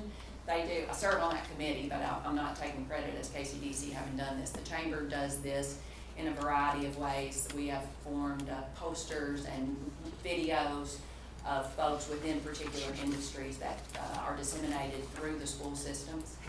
Enhance the value of STEM programs. Again, we partner with Kcdc, which is Kentucky Association of Master Contractors. They're phenomenal, and they have a number of training programs in the master contractor area, as well as the chamber. This all goes back to their workforce strategy that I was going to tell you the name of it, but I always say the wrong word, and so I'm not going to. The next one is Engender, a healthy housing market, and we have, we're working with one of our local developers now who is doing a housing study, and he has allowed us to be a part of that housing study, have some input on that to be sure we're getting the information we need. I say that strictly because we've gone for years and years and years without developing any housing, and right now I have on my desk 1,500 multifamily use units in this county on paper right now. So I'm not sure what is going to happen with 1,500 multi-use units in Franklin County, but I want to be sure that as those are built out, we also recognize if there is a need for single-family dwellings. Why is there not any move on developing single-family dwellings in Franklin County? Do we not need them? I don't know the answer to that. If you talk to realtors, they'll tell me that I could put 5,000 houses in Franklin County and sell them all. But while I love them, I'd like a little more data on that. So that study will hopefully. Terry, can I ask who you're working with? Because I know Blair, I've asked Blair to look at this too, and there's other people who've been interested in doing a housing study. So I don't know if you've mentioned to her, because that would be great to collaborate, because we're looking at it for a number of, in Frankfurt as well. So it'd be great to cooperate on doing, I think, a community-wide, county-wide housing study, and not just for a specific area, because the city is certainly interested. This will be countywide, and we have been told by the developer that they will pay for the study, and we are allowed to ask to include the information that we need in that within reason. Now, I haven't met with the consultant yet, so I don't know what we're considering within reason. But we have even talked about at our board and with the mayor the opportunity to, if it's not within reason, can we make it within reason by subsidizing the cost of it somehow? So those conversations are all still out there. Sorry, I did not know you were not aware of that. I apologize. No, I've had my own conversation, so then I'm just like, here it is, communication. Someone has conversations and someone else has conversations. So, yes, I'm aware. Number 3, more welcoming and supportive climate for economic development. That one is, that's a group strategy for certain. There's not really anything that Kcdc has the individual ability to do. We initiate some things that we think help, but that's certainly far bigger than what we can do alone. The JIG Frankfurt group, which is the Development Interest Group, will provide a lot of that through their marketing campaign to promote development and what good things development has done throughout the community. We also do that. I didn't put that on there, but we also do that through the Think Frankfurt First program, which are daily posts about businesses and what they provide to this community. The regional economic development strategy, of course, will address some of those things, and then we provide economic impact models for the existing businesses that we have to show the benefit that they provide to the community through tax revenue and a variety of other things. The next action item is identify and mitigate barriers to economic growth. We identify those through the county comparison data. We provide data that tells us in comparison to the surrounding counties how we, well, not how we rank, we don't rank them, we just give you numbers. So for example, if it costs, here's the best example. 5-6 years ago, Roach, I don't know, you'll have to correct me, it may have been 3 years ago, but we recognized, because we heard from developers, that it cost far more to tap onto the city sewer system than it cost anywhere else that they ever developed. So they didn't develop in Frankfurt anymore because they weren't going to pay so much money to tap onto the sewer. So we go back and we look at this data, we pull it all up, and we compare every county around us to us and see what it really costs. Is that them exaggerating? Is that real? No, it was real. At the very minimum, we were double what every single county around us cost. Double. sometimes 4 and 5 times what they cost. So the city commission came back and said, that's ridiculous, we can't be that. We've got to lower this cost, and so they dropped it $1,000. And so we use the data to inform so that others who have a far bigger effect on the business environment in this community can make decisions that allow business-friendly decisions. We also, again, use the BR&E program, the Business Retention and Expansion Program, to mitigate the barriers that they tell us about on a daily basis. And then again, we use advocacy both at the state and federal level and the local level to mitigate those barriers. The next action item is provide programs to assist in the success. Oh, you know what I just realized? I'm so sorry, I'm talking 1,000 miles a minute, and I told you all to stop me and say something as we were going through this, and I'm not allowed that to happen at all. Interrupt me if just start talking. I apologize, I just realized I was trying to get through this quickly and didn't give you time for input. Provide programs to assist in the success of local businesses. Again, we have 3 programs that we use with data market research tools that allow them to look at comparison of other businesses or doing that business here in this community and what that would entail. Next is communicate positive news and economic development activities to residents and businesses. Like I said, Frankfurt It Grows On You does that, as well as the DIG group is planning on doing that also. I've got one question about Okay. that. Sorry. The Frankfurt It Grows On You, is this the Facebook post that I see, or does it go beyond It the goes Facebook? well beyond that, yeah. Okay. Frankfurt It Grows On You is actually like a 5-section, 5 phases, and we haven't gotten to all 5 of them yet. Okay. But the first one is the daily post. The second is it's called, I have to look at this is news, and I don't ever, it's called PAL, but it's our workforce program. I can't remember, partners That's okay. and learning something. But it's the workforce strategies program. There's the next phase would be a youth leadership program, and the last phase would be, I don't remember what that is either, Lisa, but I can Okay. send Yeah, you just that. wondering. Yeah, it's on our website, all 5 phases, Okay. and I'll send you some information on that. And I've got a question on that. The Facebook post, who created that campaign and designed that? Who's in charge of that? Me. Okay. How do you measure the success of that? Well, I measure the success of that, as a general rule, by the number of people who, Engagements. yes, exactly. And I don't, What's the well, average, do you think? oh, I have no idea, I don't do our Facebook posts, I don't even have Facebook on mine, I don't have Facebook, so Who do you hire to do that? that was, we had half a part-time staff. So are you doing those now? The Well, she Facebook just post? left yesterday, so Right. now my Facebook intern is gonna do those, Okay. I hope. Because it doesn't seem like I mean, it's just like any other, I mean, I guess I want to make sure we're getting the most bang for everybody's time is valuable. And I don't want to see you there putting a lot of time on Facebook posts to get No, 2 or 3 engagements. You won't see me on Facebook Okay. ever. I provide the information, but I don't do the posts at all. That's not my, Facebook's not my, social media is not really my thing. May I, before we move past that though, but I think the point carries through regardless, because if we're funding an agency and that's how they're using their time and it's not coming back, regardless of an executive director doing it, whoever else, if they could be spending their time doing something that does return an investment, We then want to be the most impactful we can with your resources, our Right. resources, our time. And, this is a lot of information. It's a lot of things that we're doing. And it just speaks to the whole strategy and what we want out of it going forward is how can we be most impactful with this organization?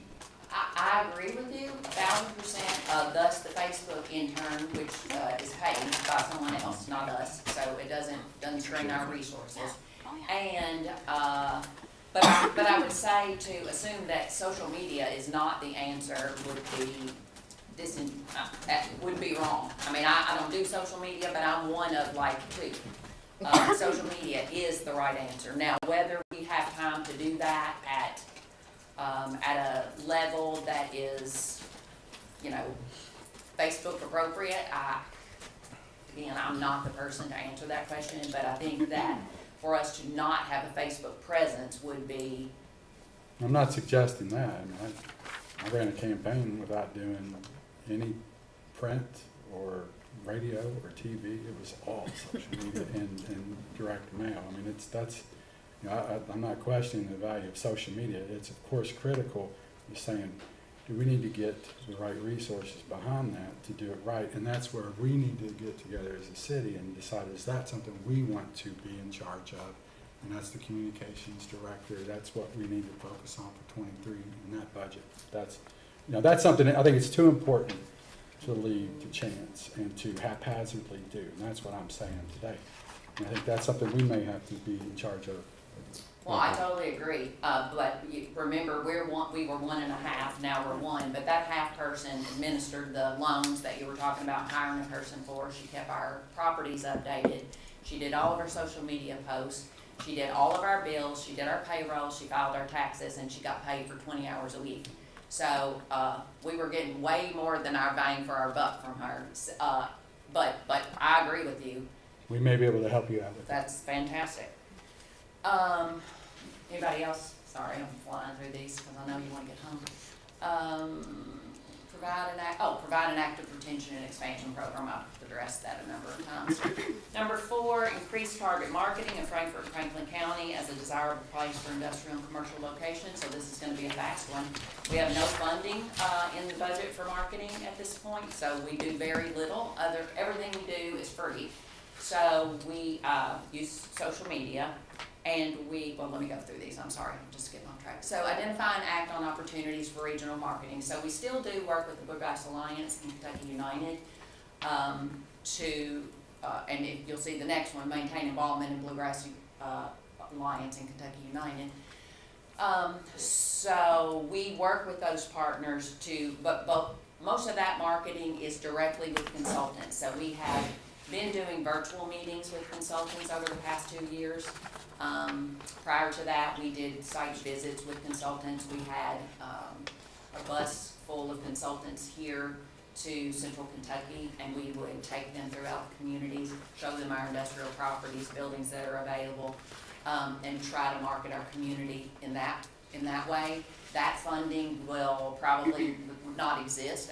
Once we stop doing online, again, virtual visits with them, we will probably not be able to afford to continue to do that. Promote educational, recreational, and entertainment choices. Again, those are all our partners. The MAC is the city's marketing advisory committee that we, of course, work with as well. And our partners, we don't do a lot of educational, recreational, and entertainment stuff. But our partners at the city, tourism, county, DFI do, and so we all obviously share each other's social media posts, etc., and push out their messages. Next is provide professional packets for prospects and up-to-date data and community profiles online. We did get some prospect packets printed professionally. Wow, that was a lot of peas. Prior to our budget cuts, and those we still have available, and we can update those without having the whole packet reprinted. So we've got a few of those left, but they're not cheap. I mean, they're very expensive, but they're very nice. But you can't go out and have a $50 million company come to your community and give them a couple of, copy papers from a copy machine. And then, of course, our website, that was Margaret's responsibility as well to keep that updated. So hopefully I'll find somebody who can do that when we replace her. Provide advertisement about positive developments. Again, we have no funding for advertisement at all, so that one we don't do. And then lastly, again, there is a comment. Commissioner Waldridge mentioned this a little while ago about the understanding what economic development is, and economic development, everybody wants to be a part of economic development. Everybody wants everything to be economic development. Everybody wants to come to Kcdc and say, this is economic development, will you do something about it? And I have to explain it in kind of this way. Economic development is not the same as community development. They work well together. As a matter of fact, you can't really do one without the other. But economic development is done mostly by the private sector, and it is to bring jobs and businesses and wealth to your community. Community development is not the same. Community development is generally done by the public sector, and it is to make your community a great place to have a job, to live, to do business. And they are different entities. And quality of life, while it is so important for economic development, it is not an economic development practice. So this is one of those things that the strategies under it, we, of course we support them, which is what it says, support, encourage, well, of course we do. But we don't take the lead on most of these. The strategies and action items are to encourage mixed use on the riverfront. We sponsor and participate actively in the Bourbon on the Banks event, mostly because, well, I mean, it's a great event, but also because we, when the event was started, and still, it is about the bourbon industry, and of course the bourbon industry is pretty important to what we do, and so we would not consider not supporting that, even if it weren't a great project, which it is. Develop and plan to better activate existing riverfront property. Of course, we support the riverfront development strategy as well as the downtown development strategy, served on those committees, but we don't take the lead in those. Identify incentives for property improvements. We do work with Rebecca a lot, have lots of conversations about what we believe would be better incentives for the properties, better incentives for the city to use to get properties improved or get businesses within those properties.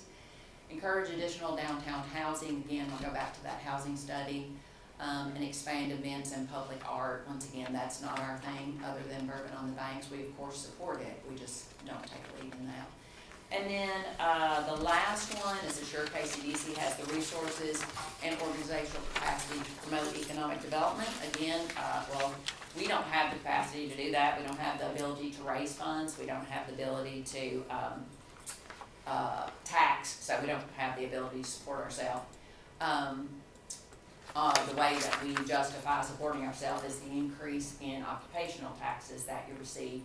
And he mentioned Somerset previously, and I don't think Chris and them do this, but I think Sketch did this before. They were funded proportionally with the occupational taxes that they collected. They were funded with a portion of the occupational taxes. So if your occupational taxes were $1 million a year, and they got, I'm just making up numbers, 10%, then this year your budget would be $100,000. And if next year it was $150,000, the key there is you can't go backwards because your budget will never support that. You know, nobody ever budgets to lose money. And so your economic development agency has to continue to be, to be able to grow. And what I can tell you is that I've been saying this for years, and I'm telling you, what's the date, May the whatever, if we do not find a way to develop industrial property and to have industrial buildings for development in this community, you are going to see these numbers go down. The private sector is currently on fire. I mean, on fire. I have 3 projects and another one, 2 more actually, on my desk today that I have to do RFPs for this weekend. And I don't have any place to put them but the Duncan Road site. And that's all I can do now is fill this RFP out for that site.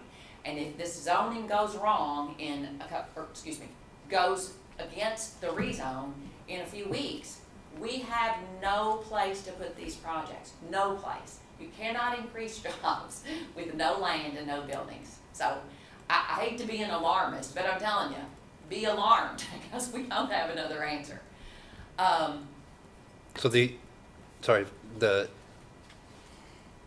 We have nothing available in the industrial parks. That is correct. Now, let me be clear.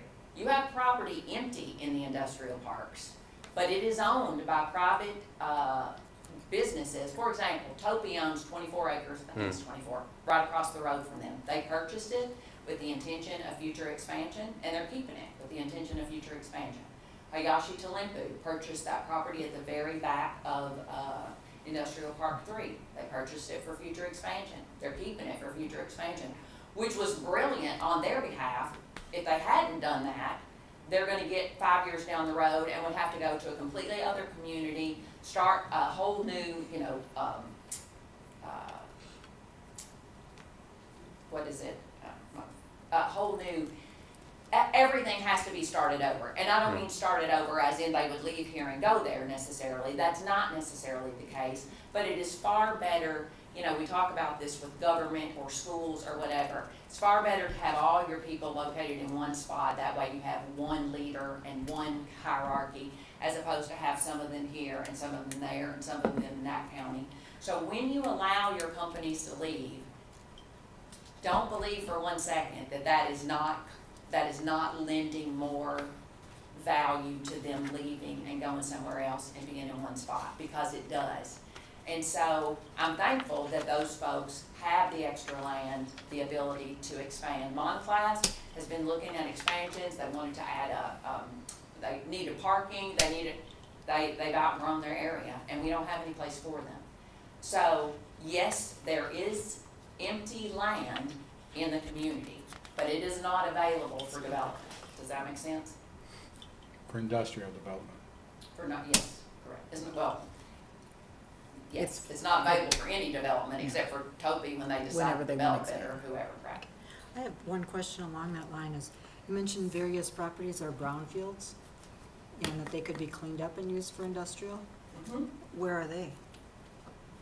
Well, they can't be used for industrial unless they were already industrial. They're already zoned industrial. So I only have one, and that's the one I reached out to Rebecca for earlier today. I'm not gonna make that announcement on TV, but it was previously, it is zoned industrial already, and it is a brownfield. Well, how would something become a brownfield if it wasn't industrial? How would something become Well- a brownfield? If it wasn't originally industrial and wouldn't still be industrial? Oh, I mean, like schools are brownfields because they have asbestos in them. I mean, there are a lot of things that qualify for brownfield funding that are not industrial properties. I see. Okay. And not just schools, just all buildings in general. I did want to ask, I know that we spoke about industrial park several times and extending and the property on back. And the one piece of property I was interested in was the YMCA property out there.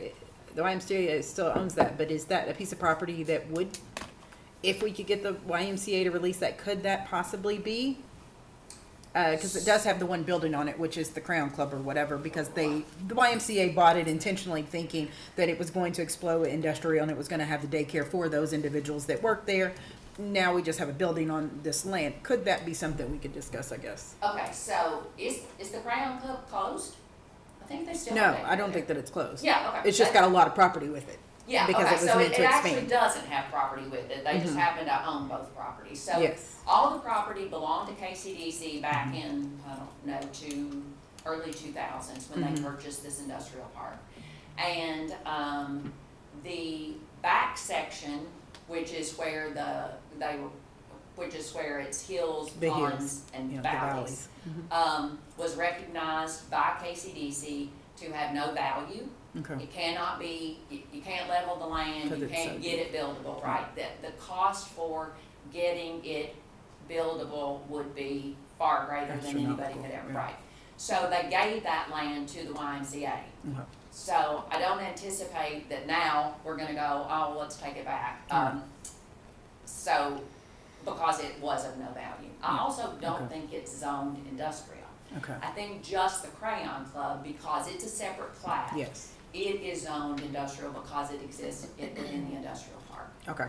I knew there was a certain line. I knew there was a huge Yeah. ravine and that was some That's- issue, but I didn't know if That's it. all of that, when you look at that, where the building is and then where the other land is, I just trying to understand that more. I just knew they had property Yeah, they do. with that building up there. Okay.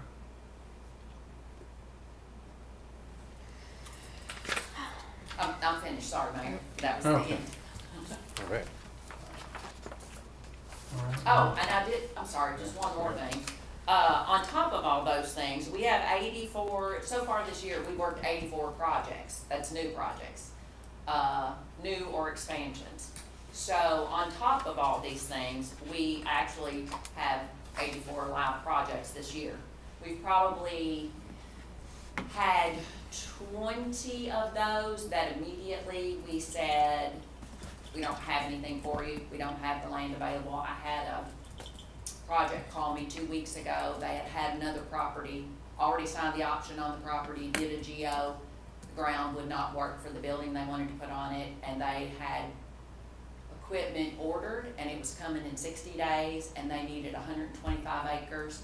And if I'd have had it that day, they would have signed an option on it, and I don't have anything.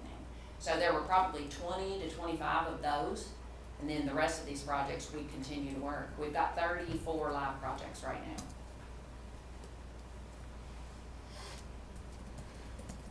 All right, question. So, obviously we're land constrained, industrial land specifically, but in terms of, are there incentives that we should be considering to attract companies that may not need industrial land? We have a lot of infill, we have empty office buildings, perhaps. Absolutely. There's financial services companies, there's IT companies, there's healthcare companies, there's ag tech that potentially, we are the state capital. There are government adjacent businesses that consultants are, obviously, and this I think leads into why we need an economic development strategic plan, because I feel like we're trying to put square peg in a round hole here. We just keep doing the same thing. You won't get an argument from me. I want a new plan. That's So fantastic. is there anything, should we be pivoting to different Yeah. industries? There's lots of sectors out there that we could potentially be attracting with our quality of life. Absolutely. So what we did in a previous presentation that I gave to my board is we look at data that shows us what are the growing industry and what are the industry, and by industry I don't mean manufacturing, I mean whether it's restaurant industry or hotel or Sectors. bankers, exactly, whatever. We look at those jobs and we look at a few things and determine what our market should focus on, and that is, are they growing? And by that I mean growing in number. Is there a greater need for that particular type of job? Are their salaries family sustaining wages and growing? And do we have the workforce capacity within Central Kentucky to provide the labor for those companies? So for example, and I'm just picking some weird thing, okay? We would not choose the restaurant business, not because the restaurant business isn't growing, not because it is not most certainly something that we all believe is great value, but because the salary range for those, and again, I don't go ask our local restaurants what they pay. I use data that is provided to us that says that this wage is not a family sustaining wage. And so while we most certainly work with restaurants all the time, we've got several that we have given loans to because we recognize the importance that they have in this community. We don't spend our time and energy out recruiting those necessarily just because they do not provide what we're going for: jobs, businesses, wealth to the community. And so our priorities are different than the city's priorities. You are trying to not only provide wealth and jobs and businesses to the community, but you are also trying to provide community services and make this a great place to live and work. And that's a little different than what we're focused on. So we use that data and recognize that it was, you're gonna make me try to remember these, advanced manufacturing, IT, healthcare, I don't remember the other two, but those were the five that we recognized as the top industry that we would spend time recruiting over the next year. Do IT, how many of those industries need industrial land?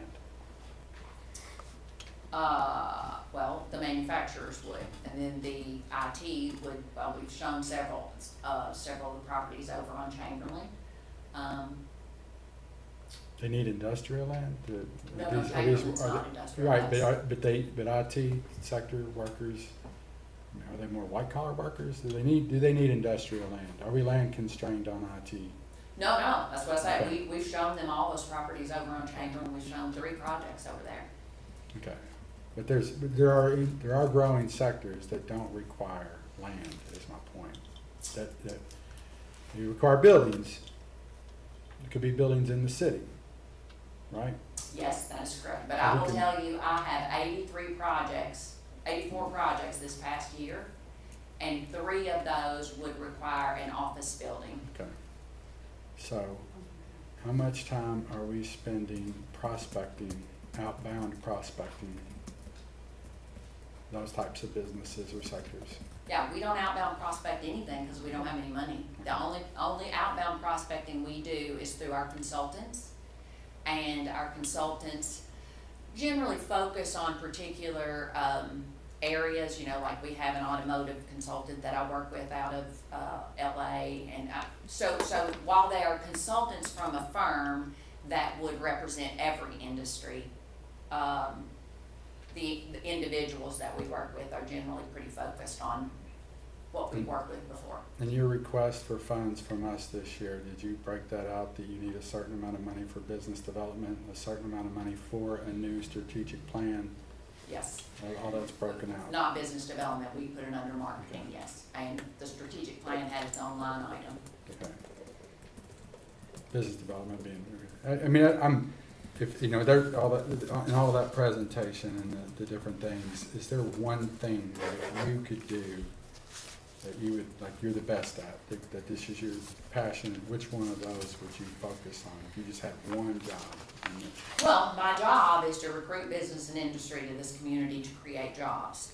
But to be successful at that, you have to do a whole lot of other things. Like I said, you have to have a workforce. If you don't have a workforce, you're not going to be successful at having, at recruiting jobs and businesses. If you don't have a quality of life here, you're not going to be successful at, so option number 1 is still what is in the statute. We are here to create jobs, businesses, and wealth for this community. But to be successful at that, you can't just say, well, I'm going to go out and look for somebody who wants to bring a business here today. So it's hard to sell. It's hard to what? Hard to sell Frankfurt. Yes, that's right. It's hard to sell if you don't be sure that you've met all the criteria to convince these jobs and businesses to get here. So your number one job, and I said, I'm asking not what your job is, but what do you want to do? Oh, recruit jobs and businesses in Franklin County. Right now you spend how much time recruiting? Well, with 83 projects, a lot. I mean, I'm talking you recruiting. I'm not talking about inbound calls. Oh, well, I would spend once in the spring, once in the fall, a consultant visit.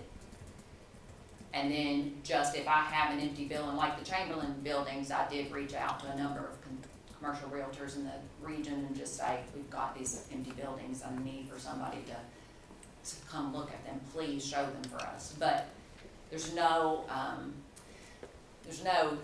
time, you know, I don't go on Mondays, I'm gonna reach out to so-and-so. I mean, when we have something come available that I think would be useful to other folks, of course, I've been doing this for 35 years, so I have lots of acquaintances throughout the country that I can reach out to, shoot them an email and say, I've got this. If you've got anybody looking, let us know. And that's normal day-to-day stuff. Anybody else? I don't want to keep going, but because I do believe in specialization. I think it's important. Everyone needs to have their niche and be a specialist in an area.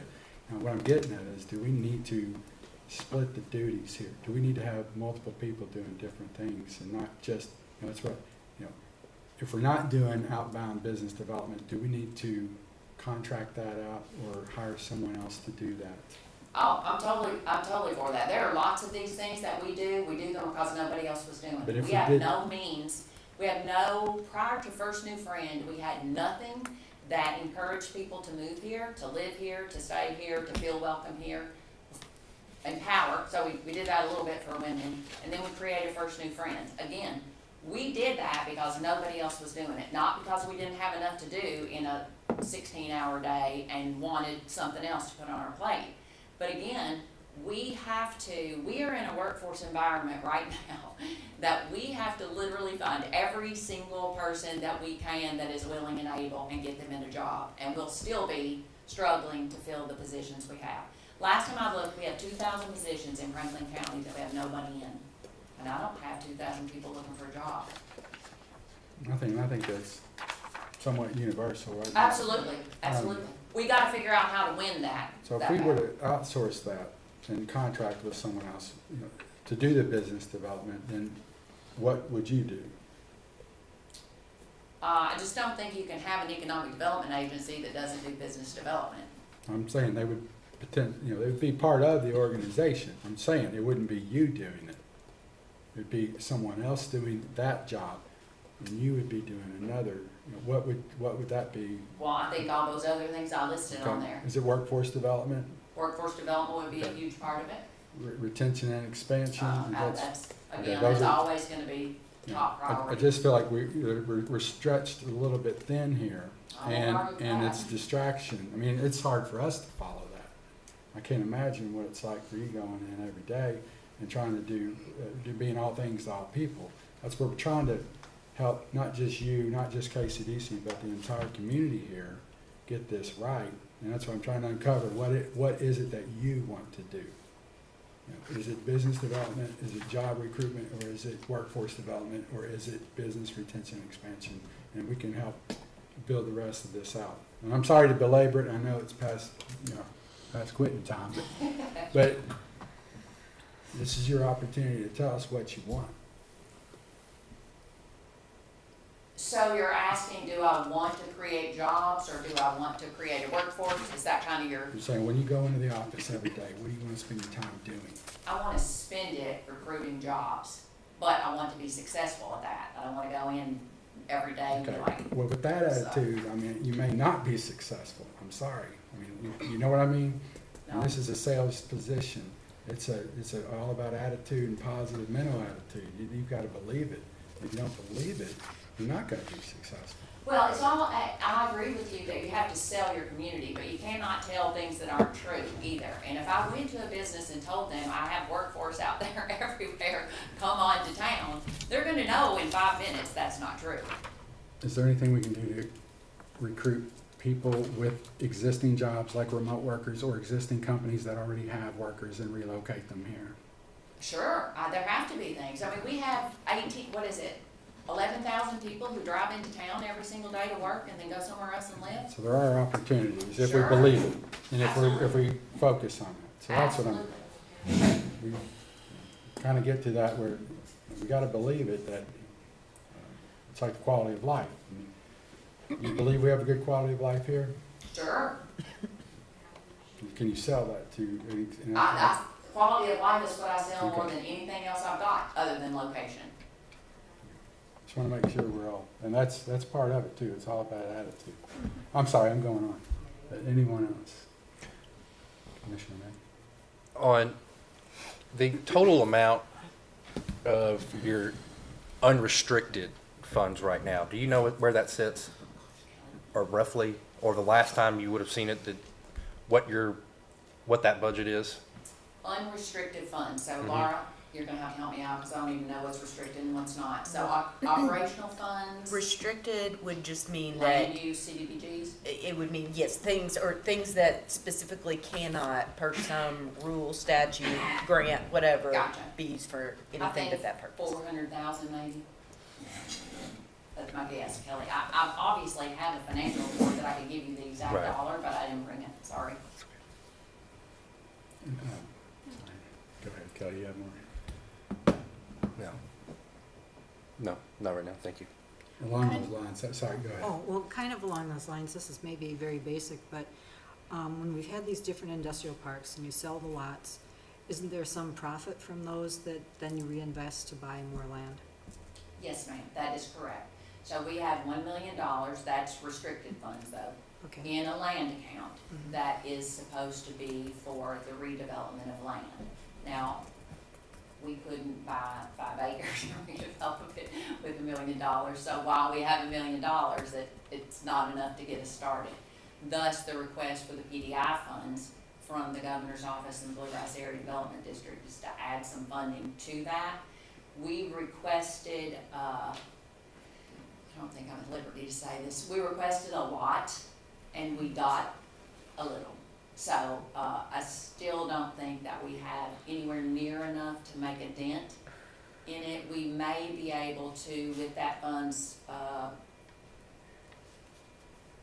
would be able to build a small spec building, but we don't have any place to build it, so. Thank you.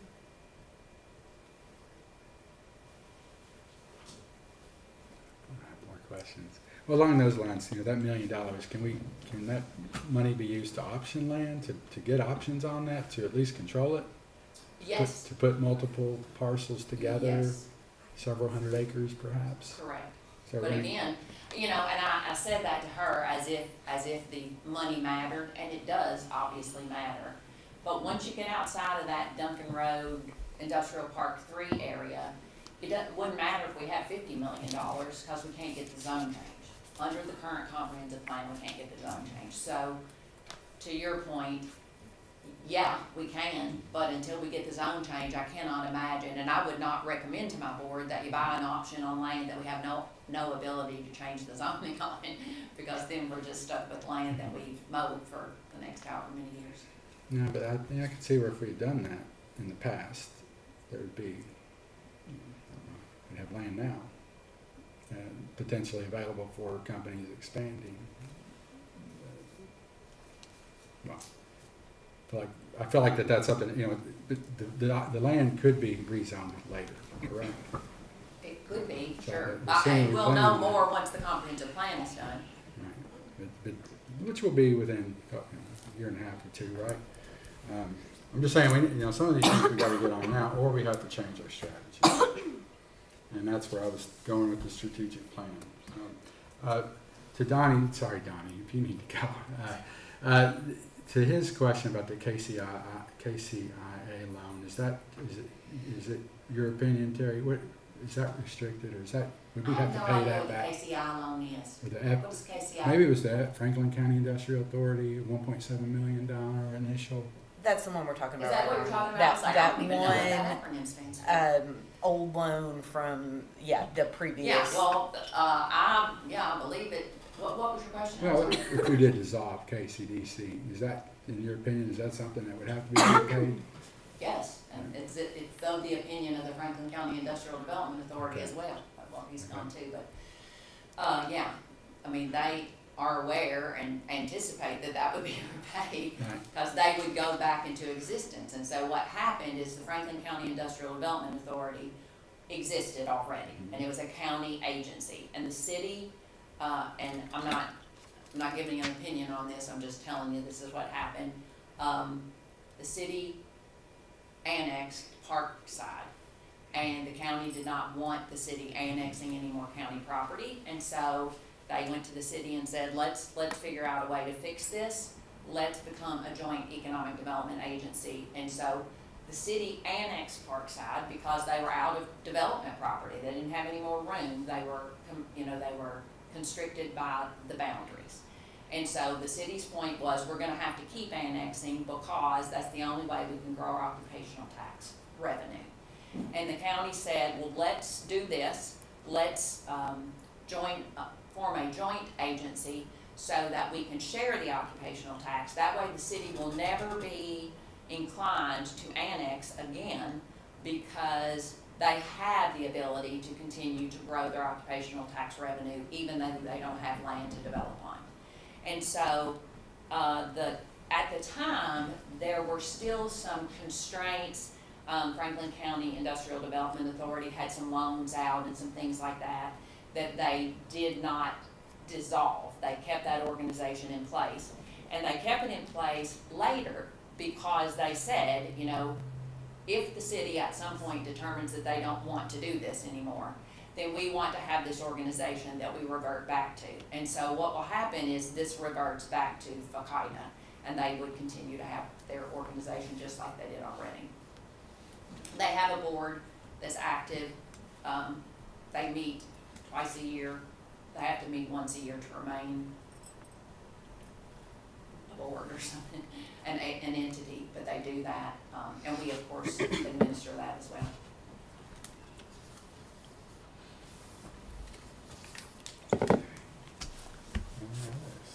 Well, just a final comment. Since we do have some money around, could we use that towards working on infill and getting people interested in these buildings and lots that we have in the city that are underutilized, like the Sears building or other empty buildings? In the, well, The Sears empty just building. another building. Other buildings. So what you're asking is now, if we would buy those buildings? Well, no, if we have these funds and we have a bunch of property inside the city limits that's not being utilized, can we use that money in some way to do something to get effective use of the buildings we have that are empty? Well, okay, so I don't know the answer to that, but I can find out for you. The money is restricted for land purchase. Okay. So I don't know how, any idea if that, how To that's look at the restricted underlying land? documents. Okay, I actually had the same question. great. So I guess a question for you would be, what do you expect from the commission? What would you like to see from the commission moving forward? And you've been here for a while, so you've been through several commissions, or we have a newer commission, and we're working together. And what are your expectations, or what are some things that you feel have slighted that we as a commission, mayor, city manager, has not given to KCDC or been able to do? So what does that look like improving? I see that questions were asked of what you want to do and things of that nature and what we're expecting, but what do you expect from us that you've not gained that helps this relationship stronger for us to be moving in the right direction, so we're not asking questions that we should already know some of these answers to, especially some of them are in some of your emails, but I'm just saying, what can we do?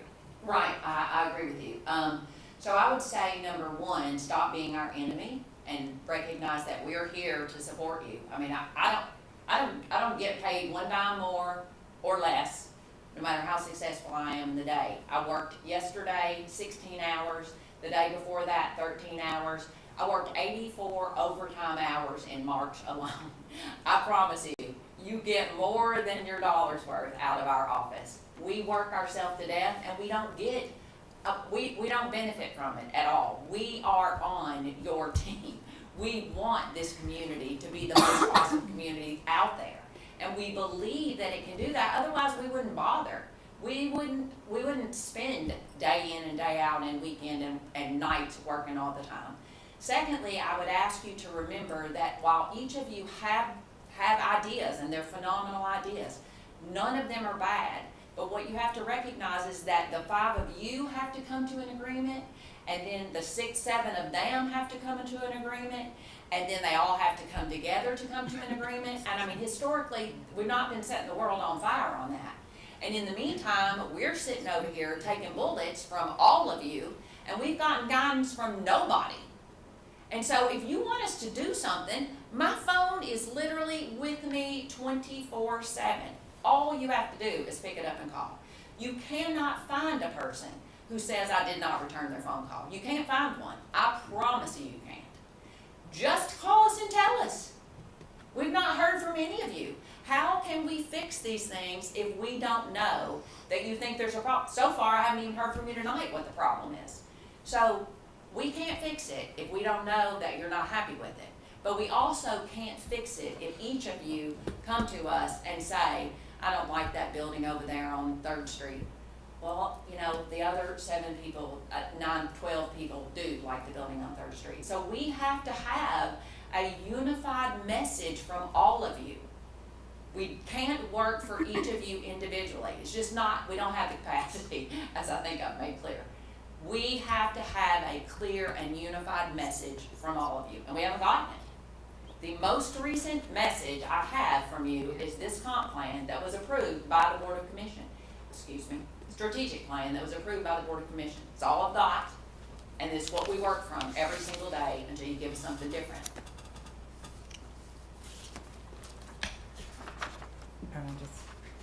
There was one thing that we did focus on, and that was we didn't want you spending so much time on Facebook. Yeah. That was right, that was, You don't have to worry, that's been no problem on Facebook. that was a problem.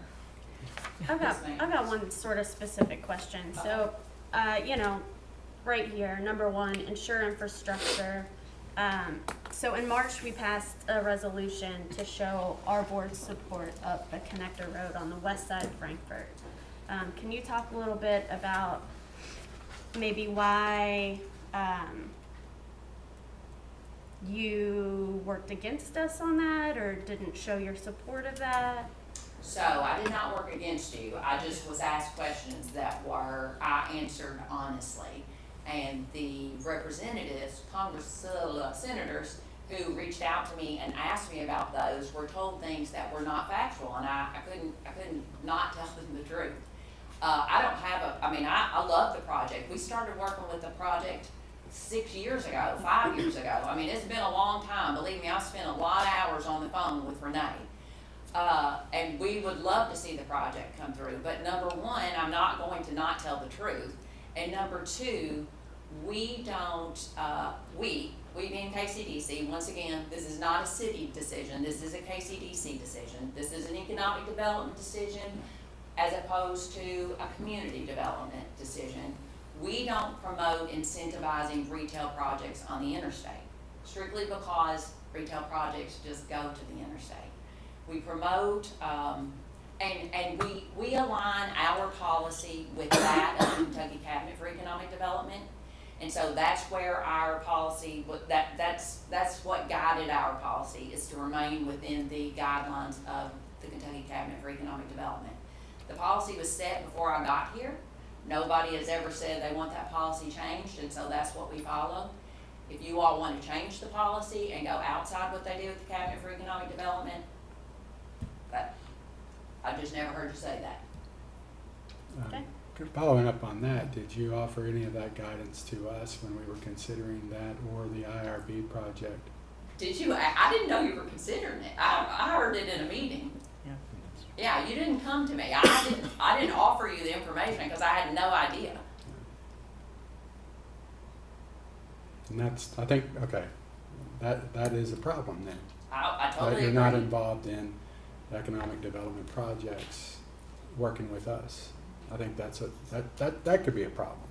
I will not argue with that either. Since we're talking about problems, I think I said if I wasn't clear, we're not focusing on the things that we are good at, and we're not. We keep again. We're putting a square peg in a round hole. We're trying to just focus on one type of development in a land-constrained community.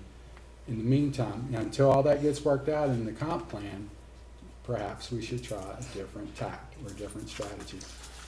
So that is a problem for me. Yeah, so I agree with you. We have all these projects that we actively work, and not a single one of them, they're all infill projects. I mean, we spend a ton of time on these projects. This week alone. And I see Myrtle Avenue as a repurposing. That is certainly one, and others are rehab projects, in which we would hope would happen anyway. And I think in a thriving community, in a thriving downtown in particular, along those lines, is there? I asked about this in the KCDC board meeting. Is there anything preventing? Is there anything the city can do to get some of those projects across the finish line? Yes, absolutely. That goes back to what I said. I talked to Rebecca about this a lot. You know, we had for a number of years projects that promoted the renovations of buildings downtown. And I mean, if you go downtown 7 years ago and you go downtown now, oh my God, it's like night and day. It's amazing. And so those incentives obviously work pretty well because we've gotten a lot of those buildings renovated and are in the midst of renovation. But we ran into a pandemic and we ran into the increased cost of building supplies, and we ran into not being able to find workers to put in the HVAC or the plumbing or whatever. And so the cost has continued to grow throughout the development process, and we've got several of those who have stalled or are slow to pick back up because of the increased cost. So I agree that what we've done so far, incentivizing the redevelopment, repurpose of those downtown buildings has been phenomenal.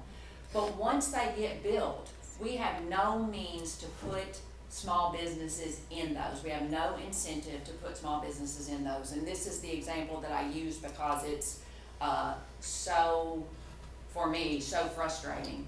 We worked with Doodles starting 3 years ago to try to get them to Frankfurt.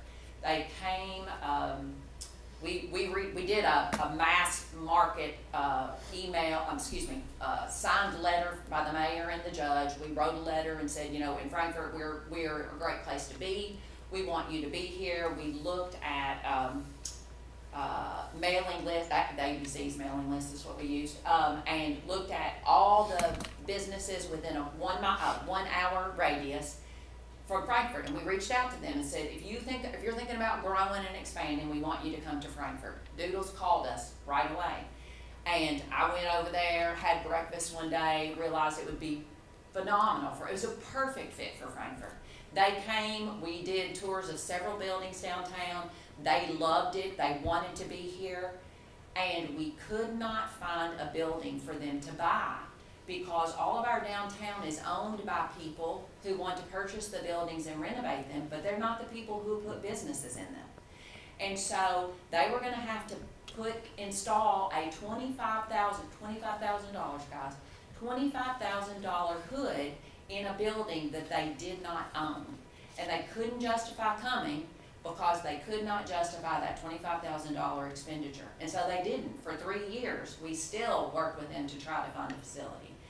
And that should never be, $25,000 should never be the thing that stops us from getting the Doodles or anything else. So now that we've done a super job of getting the buildings renovated downtown, now we've got to figure out how we get people into those buildings and generate income for the people who have just gone into debt because they spent all this time and money renovating the buildings. And I'm not talking about $100,000 at a pop either. I'm really talking $25,000 grants. That would be life-changing for lots of business. I mean, that's that's live or die for lots of small businesses. And if our goal is to recruit small businesses, boutiques, cool places for this community to have in these beautiful buildings we have renovated downtown, we've got to do something to incentivize them to get them in there. Now, once we build up the downtown, you know, I use this example all the time. I go to the mall to buy shoes because there are 5 shoe stores at the mall. They're not competitive. In my world, they're not competing with each other. I go there because they're all there together. And so if I can't find a pair of shoes in the first store, I've got 4 more to look for. And so once you incentivize 4 or 5 of these very specifically recruited businesses into the downtown community that provide us the things that make it a great downtown, the rest will come, but we've got to invest money in those original risk takers.